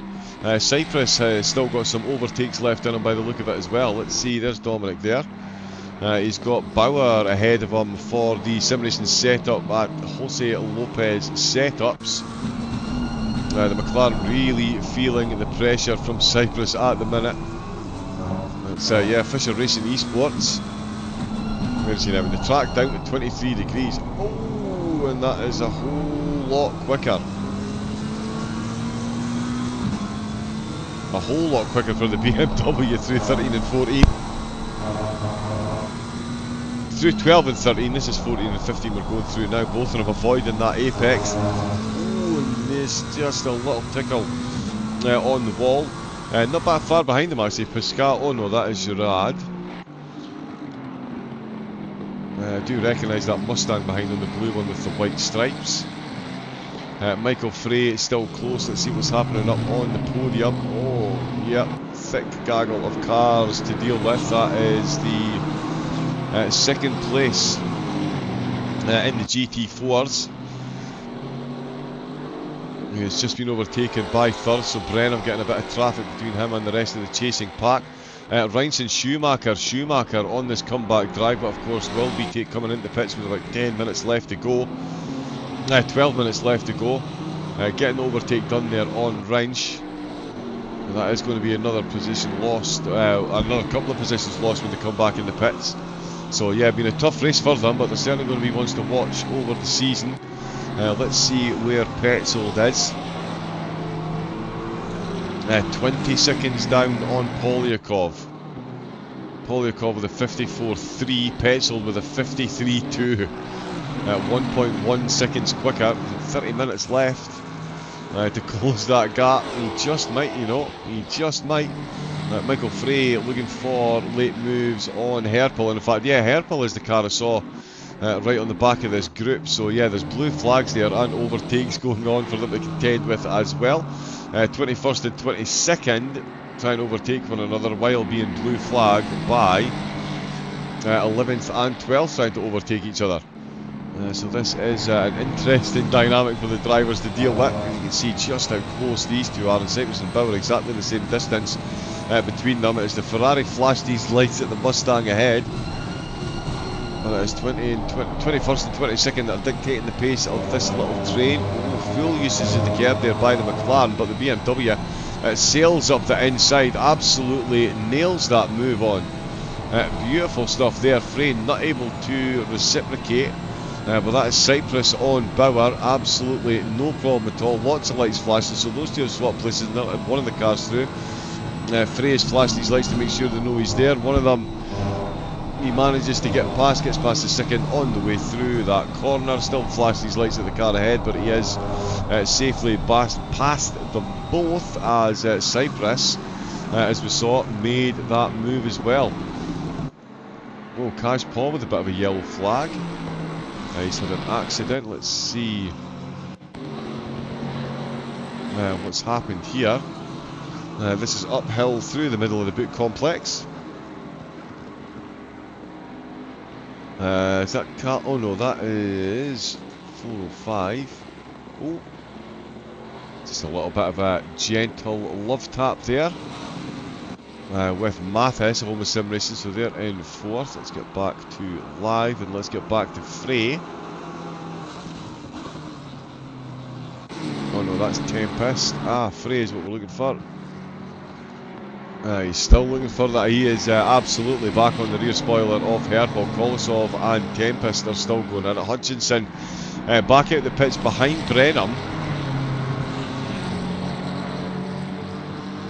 With the same level, same time in the pits as well, so neither of those drivers went for any fancy strategies. These two, wow, still going at it through the 90. Kolosov. Oh, down in the boot. It looked like he got a bit too close for comfort down the outer loop there, and he's just had to back out of it a bit. He's still within 4/10 though. Frey still within 3/10. Petzold under the 20-second mark. So yeah, Polyakov pulling an absolute blinder on the strategy. And that has kept him in the lead. And it should be enough, or will it be enough? I mean, 28 minutes left to go.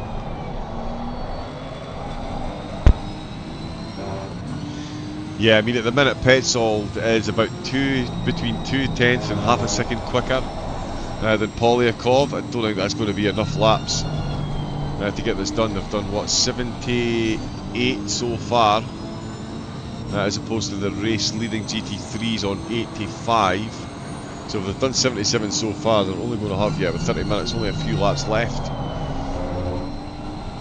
So yeah, blinder of a strategy by Polyakov to go for that double stint at the end. We're still on board with Kolesov and of course Michael Frey, still looking quick behind that Mustang. More GT4s getting overtaken just in the background. Oh, Hutchinson with a yellow flag. Oh, just made a bit of contact with the Chevy GT4, but he's navigated his way safely through. He's now 2.3 seconds down on Brenham. So still possible to close the gap there as well. We might see a last lap dash for the final podium spot.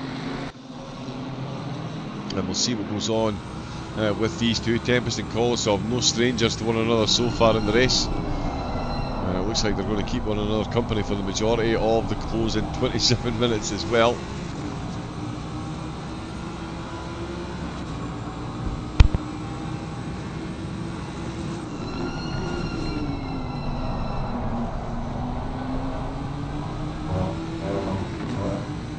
One of those games of cat and mouse. As soon as you get to the braking zone, the Nissan's absolutely there. But Tempest in the Mustang, he's got enough of a pull away, or does he? Just as I say that, pulled over for the Maserati. That's Polyakov leading the way in the GT4. And that has again saved the GT3 car from losing the position. It's getting to be a bit of a theme, you'll have to see it. And of course we're still going to see a couple more cars coming into the pits with the way things stand. 12 minutes left, I think.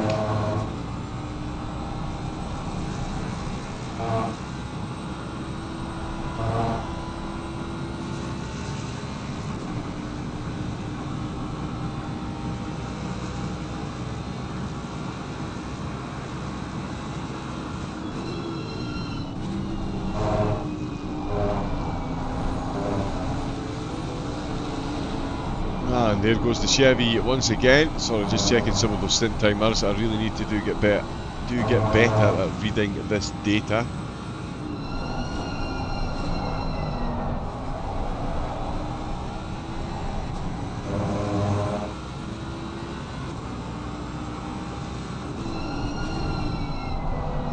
I'm not 100% sure that makes sense, but there we go. Michael Frey, he is still trying to get his way past there. Florence is absolutely flying up at the front. Reinders though, no slouch, that gap back down to 17 seconds since coming out with the pits. So yeah, looking good for an LFM 1-2. Brenham 11 seconds down for West Competition Racing. They're still on that podium though. With Visceral, one of the few teams to be running where they started. In fact, the only other team, Drive Through Sim Racing, oh no, my apologies, and Kala as well. So 3 cars running where they started, and Giroux is about to lose more spots, coming in to the pits to clear the stint timer. 24 minutes left to go. Yeah, that surely would have been worth a double stint on the tyres.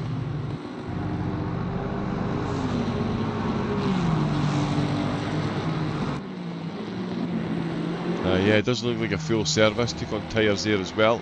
Let's jump back with Michael Frey still. That is the closest one that we've got coming into the closing 20 minutes. Hutchison though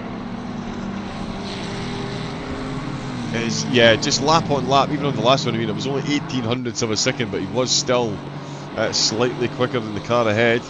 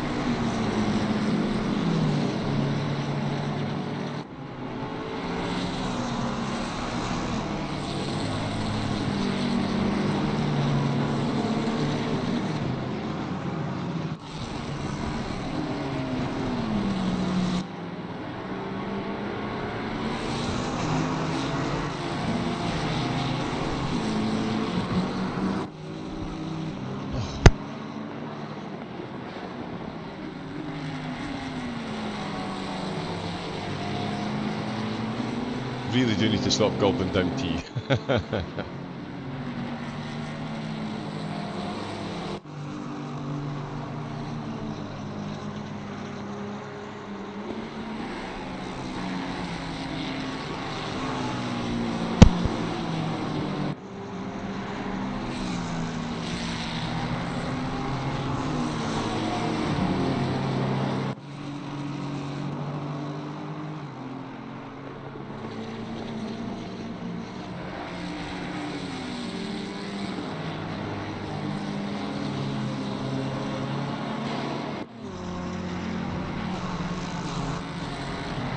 Right, still checking for the battles. We've got, what, 20 minutes left to go around number 1. It's Kolosov and Tempest. Kolosov certainly wouldn't have envisaged this is where he would be battling out towards the end of the race. It's certainly where he is, though. He's got 6th position within his sights, and Hutchison as well. He is closing that gap. Oh, Kolosov down to 4/10 of a second as they go past the QRT car of De La Zeus, who is magnificently holding on to 3rd place behind Petzold. Petzold still 17 seconds, so Petzold and Polyakov are matching lap for lap at the minute.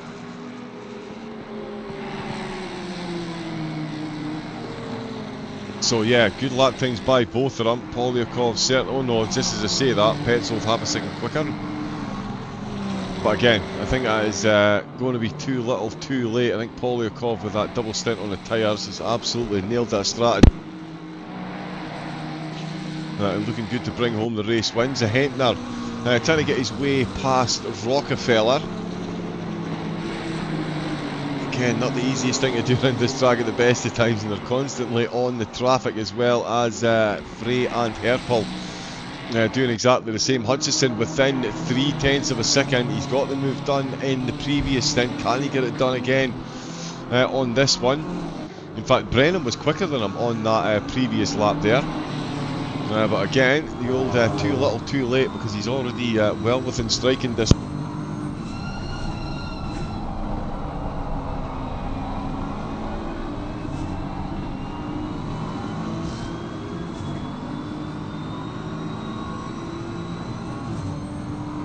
Oh, he does get a good breakaway once again. The Lamborghini's going to have to be absolutely on point if he's going to get this one done. Tempest still fending off that Nissan.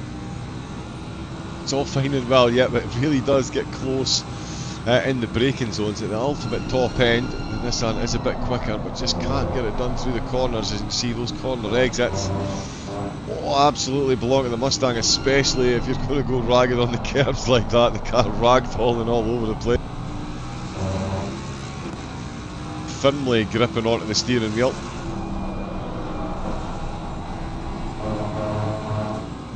He's right on the edge of those track limits as well. No more drive-throughs coming through either. Again, I'm going to be honest, I am a touch surprised by that. Polyakov is still leading the way in the GT4s. He's got himself a 15-second gap, so Petzold has made up a couple of seconds. But he's going to need to make up over almost a second a minute. in the closing stages if he's going to make an impression on that. We've still got some action going on in the GT4s as well. Yannick Schumacher again, he's going to have to come at the pits pretty soon, but he's looking to get an overtake done. In fact, I think he's got it done. Yes, he has. As the race leading GT3 comes through, very nicely done, but Schumacher yet ahead of Gottlieb. Oh, was that a bit of contact there? Oh yeah, I think Schumacher's... Oh yeah, he's been collected. Oh, a bit of late drama there for Yannick Schumacher. Let's see if we can catch what happened.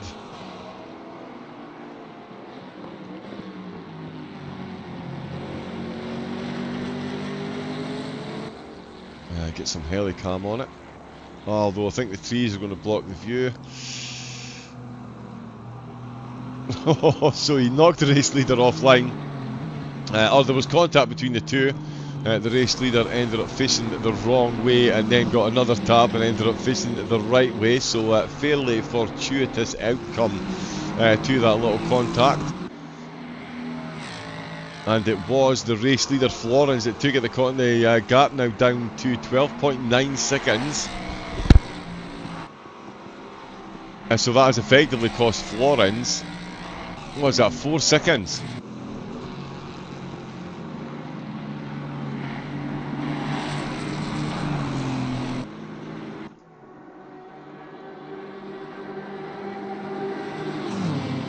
Brenham on Hutchison, so yeah, 4 seconds he's lost there. Zehentner still gaining time on Rockefeller. Oh, Cisco with a white flag.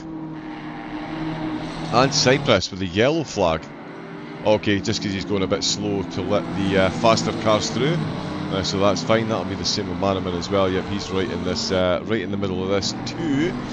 Kolosov still all over the back. Oh, as they've gone past the GT4 leading at Maserati once again. They're still right on top of one another. What is Michael Frey's situation?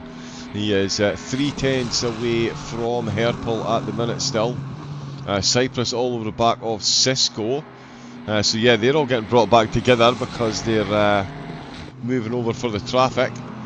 Polyakov and Petzold, another second in the favour of Petzold. So he's absolutely doing his best to keep Polyakov as honest as possible. Another 4/10 quicker on that previous lap there. As Frey goes round the outside of Herpel, is he going to make that stick down the hill? He's going to have the inside line heading up the hill, so you would think he's going to have the advantage here, and it does look like he does, and he's got the car in front, and that is a good late overtake from Michael Frey. That puts Mertel back up to 11th position. How long can he hold Herpel off for though? The new engine driver, where is he? He's already up 7 positions, so he's had a great race so far. Frey looking to claw back positions that he lost at the start. He's done all but one of them so far. Kolosov, he's not going to make back the places that he's lost certainly, but he could make back one if he can finally find a way past Sean Tempest. It's been quite the battle between these two at various stages of the race, and at the minute it is in the favour of Tempest. He's got track position and not long left. Oh, Petzold with an accident registered. Let's see what's going on there.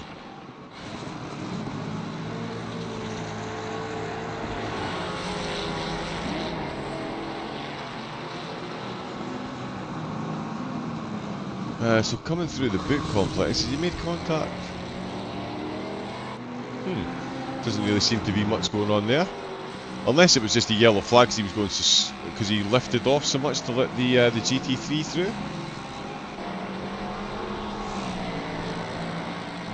It would seem a bit strange.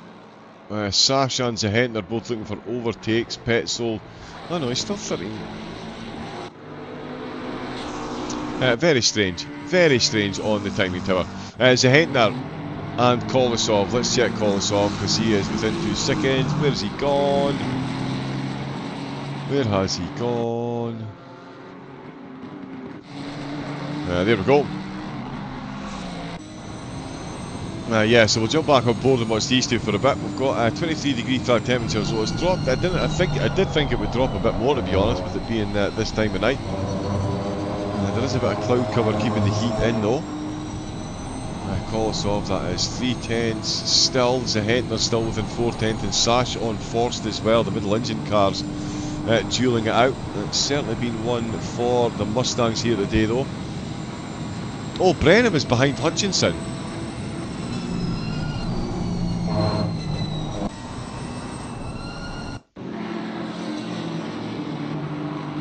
Oh, he's already got the move done here. So Hutchinson is through, and just as we're watching the replay, Kolosov looks like he's trying to get a move done. Once again, oh, look how close they got out with that final corner on the previous lap. Absolutely nip and tuck between the two of them. Kolosov is still pushing the button to try and get that overtake done. We'll be back with them momentarily, although it's stretched back out. We're back out the 310s.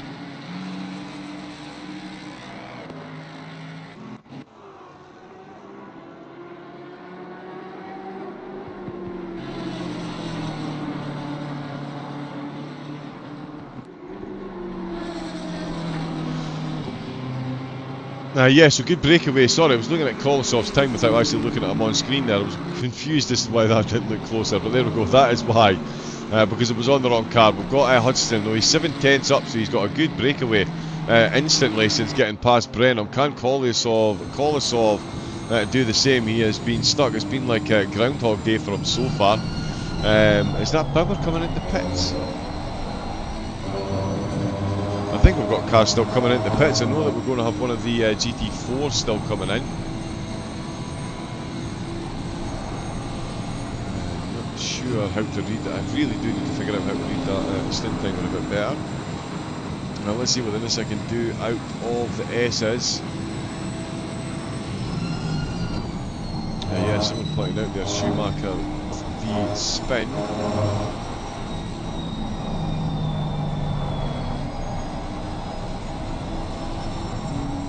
So Polyakov, has he really been out for 37 minutes? Yeah, I'm not sure why that's jumping about like that. Something's not quite right with that, unfortunately.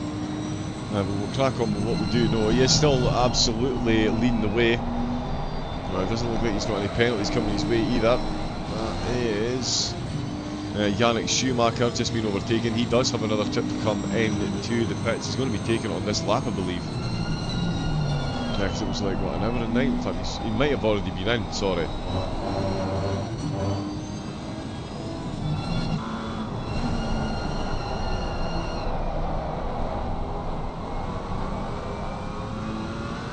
Oh yeah, he did come in again.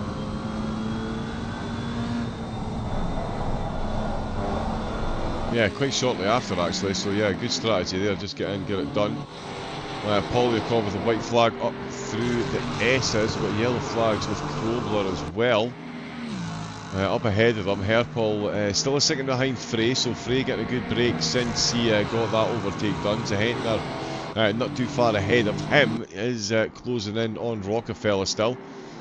So over the top it is still very close. Brenham and Hutchinson are going to go side by side into the inner loop, so the podium battle by no means done. That big mean growling BMW, that's certainly got the straight line speed advantage, it seems, over the Lambo. Keeping it planted, or as planted as you can be, through the twisty stuff and over the curves here. And holding on to that position. Kolosov just coming down the outer loop as well, still 3/10 behind. Exactly 10 minutes left to go. LFM has still got first and second. And it is Reinders that is back up in the lead despite serving. No, sorry, it's Florence that's in the lead. My apologies. There we go. Reinders serving that drive through. He's within 13 seconds though. So yeah, certainly would have been well on for the race win.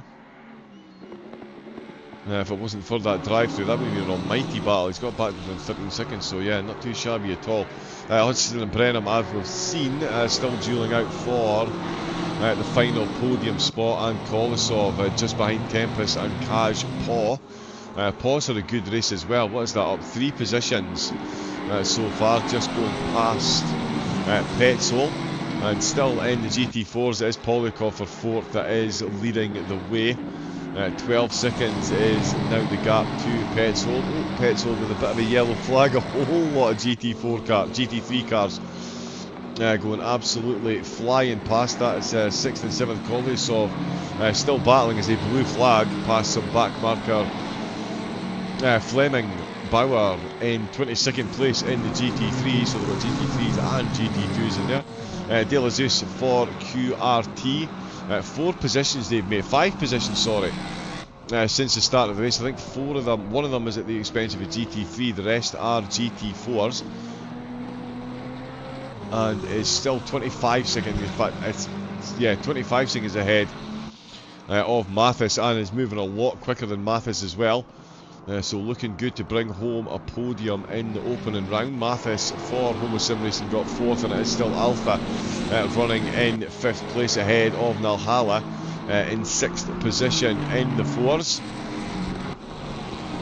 It looks like Kolesov and Tempest are going to provide the entertainment right down to the wire. There is 3 tenths, or 3 to 5 tenths separating them at any one time. Brennan, yeah, he's definitely losing time to Hutchison. That gap now 1.2, 1.3 seconds. That is absolutely hovering. Let's see who can make the most of the traffic that they're dealing with. That is 21st place behind them as well.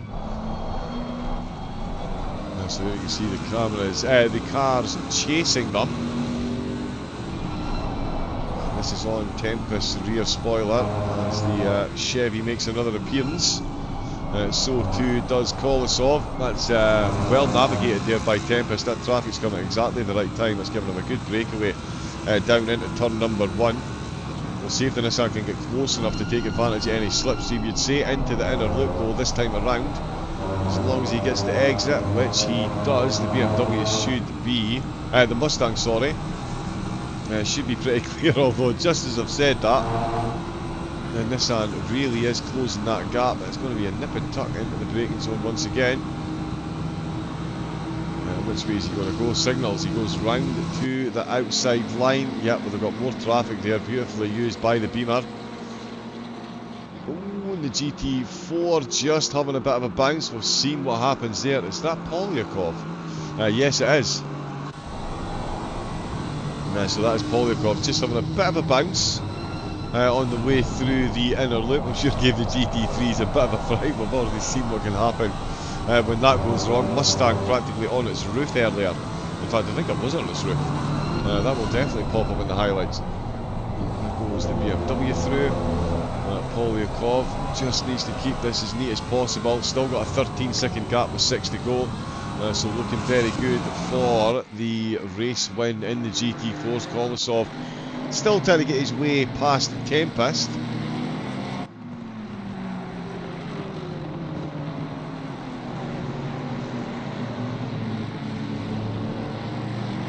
He's got about 3 or 4 laps left to do so. They are going to get themselves onto the lead lap. 15th place, a lap down on the race leaders. That's the pace that they've shown up at the front. Oh, Kolesov a bit too committed to that corner exit there. Has a big bounce off the wall. Cannot afford to do that too often.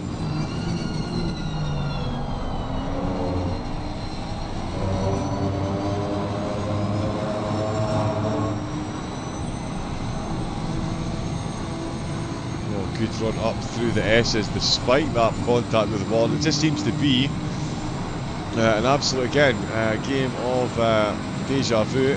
Bit of Groundhog Day. Has a look up the inside, how much pace has he got, and that front wheel to back wheel, does back out of it. Oh, for that lets the BMW absolutely tear away this time around. Yeah, let's get some light on the subject. Yeah, so he is tearing away, so he is looking for a chink in the armour, unable to find one at the minute. Oof, that's a bit of a tank slapper there. Bit of a wiggle before he heads back up the hill once again. Oh, and we've got car 113, Ranieri, completely stationary. Oh, looks like this is an unforced error as well. Oh, Puderbach Looking to get past Croyton. Oh, the curves absolutely kicked him off, and the Aston double contact with the wall, and then facing the wrong way after spinning in entirely the wrong direction. Not that there's a right direction to spin, but yeah, that was certainly the worst way to go. Here we go again. Seconds out, round 74 between these. It's been an almighty display by both of the drivers so far. Certainly Kolosov, the tenacity to get back up to 7th after the issues that he suffered. Oh, look at that, the gap between the top three now, it was the same, 13.7 seconds front and back for Reinders. Florence starting to more than match him for those lap times. There's only 3 minutes left to go, so you don't imagine they'll be pushing too hard. They've got a good gap. Just bring this one home. Can the Nissan get it done? So much more pace. It looked like he kind of made contact there. I think that was just a bit of neck load, but he sails absolutely flies past. Absolutely flies past there.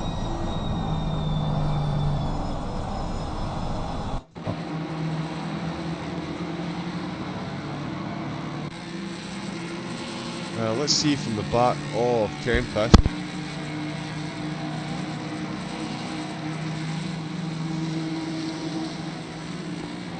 Yeah, so there was a bit of a nudge there, to say the least, but that is Kolosov through. He is finally back up a spot. Oh, Kaj Paul with the yellow flag. He's wiggling his lights. I'm not sure if that was a thank you or what was going on there. Oh, Michael Frey stationary. Have we got time to look at a replay of this? I'm cutting it close. Oh no, 2 minutes left, that's fine.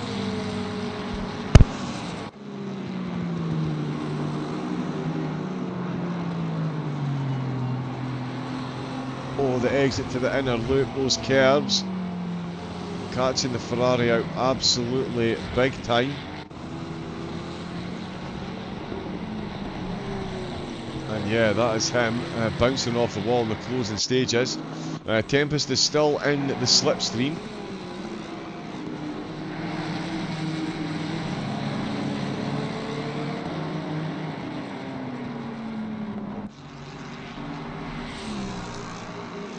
Right, can he get the counter move done? That is what we're going to keep an eye on. Puderback as well. He's still trying to get his way past Cruton to get into the top 15 if he can. He definitely looks the quicker of the two. The two of them are absolutely matching one another lap for lap. At the minute, he's going to go for it around the outside into the inner loop, as you do, and he's got this one done. Can he get the car stopped and turned? He can indeed. Navigates those exit curves. And that is a good overtake right at the death of the race for Puderback. Cruton now down to 16th place. Let's see where Tempest is. He is still hunting. Let's see where the race leader is. We've got a minute left to go. So this is going to be the final lap. 101 laps done in 3 hours. Not too bad for round number 1, and not too bad for the LFM drivers. Took pole position in 3rd place in qualifying, and they find themselves 1st and 2nd. Oh, Frey finally getting the move done. Oh no, sorry, that's Manaram that he's battling with. So he's dropped off the back of Herpel. He's now battling with Manaram to hold on to 12th position. That's the Hentner. Yeah, Herpel a bit up the road now. So yeah, that one, that might change before the end of the race. Petzl still 13 seconds behind, so yeah, the double stint on the tyres worked an absolute treat for Polyakov and the team.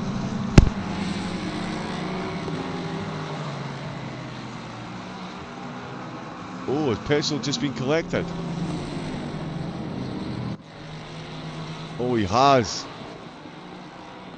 Oh, Petzl's been collected there. He's got a bit of damage on him. We're not going to have time for the replay of that because we're coming into the boot and up through the heel. It is Florence who has had a good run in the race. Started in 3rd place, they did. Waster and Florence, and after a very convincing opening lap got them up to 2nd. They've got themselves out in the lead. Their team car got a drive-through penalty, and that was all Florence and the team, his teammate needed to absolutely fly out to a 14 to bring home a 14-second lead in round number 1 of the ACC Drive Endurance Series for season 18. What an opening, Watkins, Glen, that's been for the LFM team. And their second car, Rangers, sorry, the first car, because it's 101, brings home second place and the fastest lap. So great performance by then. Jade Hutchinson. Oh, just bounces off his teammate there. Jade Hutchinson brings home a well-deserved podium there. Great drive by them to round out the top 3, just ahead of Fisher. West Competition, sorry, finishing in fourth place.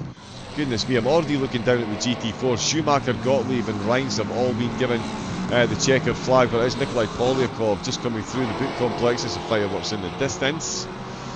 With the much bigger gap, I think Petzold, did get collected there. 21 seconds is now the gap. But it's all, they took pole position. Polyakov, don't think they've got, I think Petzold got the fastest lap in the race, but it's Polyakov that's going to bring home the race win. Took a drive through on his last lap, on his last stop, to double stint the tyres. And that 30 seconds saved has been absolutely vital. Because even with that last minute dent there, Petzold is still within 21 seconds. So it's all about that pit stop. And it's all about Fort Club bringing the Maserati home in first place in the GT4s.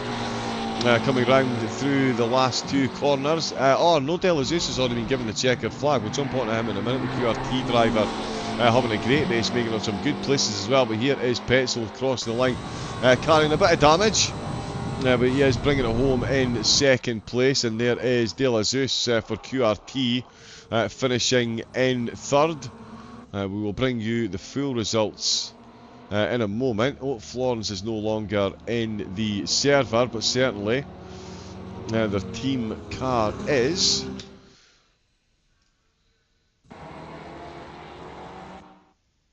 I'll get a quick look at the results. We'll upload in a moment, but yeah, I can confirm what we already knew.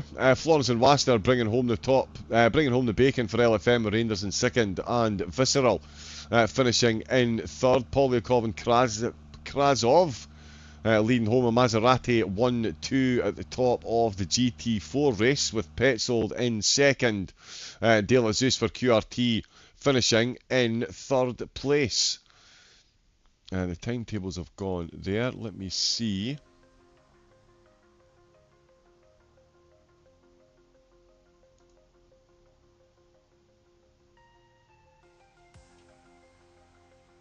Oh no, Red Bull ring. I'm not sure why that's happened. Bear with us a moment.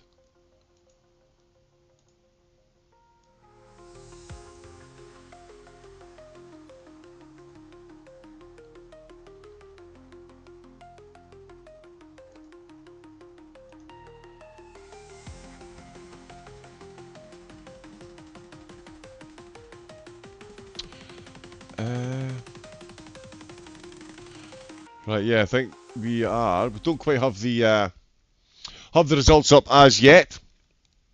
But it was, as I mentioned, let's see, we've got in the GT4s, so it was Brenner in 4th, Paw in 5th, with Kolosov in 6th, and Tempest in 7th. We've got Adler in 8th, Rockefeller and Beckman in 9th, and Sahentner and Road rounding out the top 10.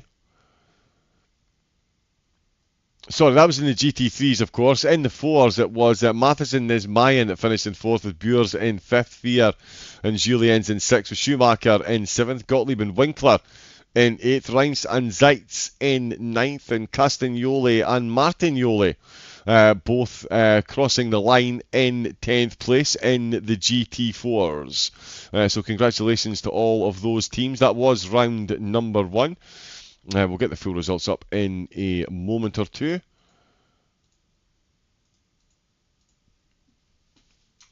And Now that that is off, we can get rid of that and that. Perfect. Yeah, so that was round number 1, of course. Round 2, my beloved Barcelona, that will be next week. That'll be another 3-hour outing for the drivers to navigate. We'll see how many of them bravely try to take it on single-handed again. Half the teams today had one driver behind the wheel. Not too bad at all. That is quite the stint. 3 hours.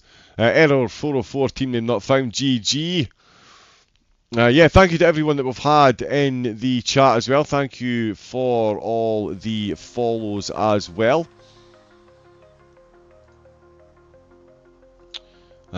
Don't seem to be getting...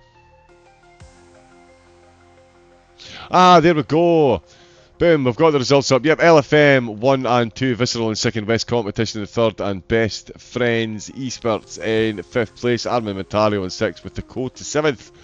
Madcap 8, Fisher and Sim RC rounding out the top 10 after round number 1.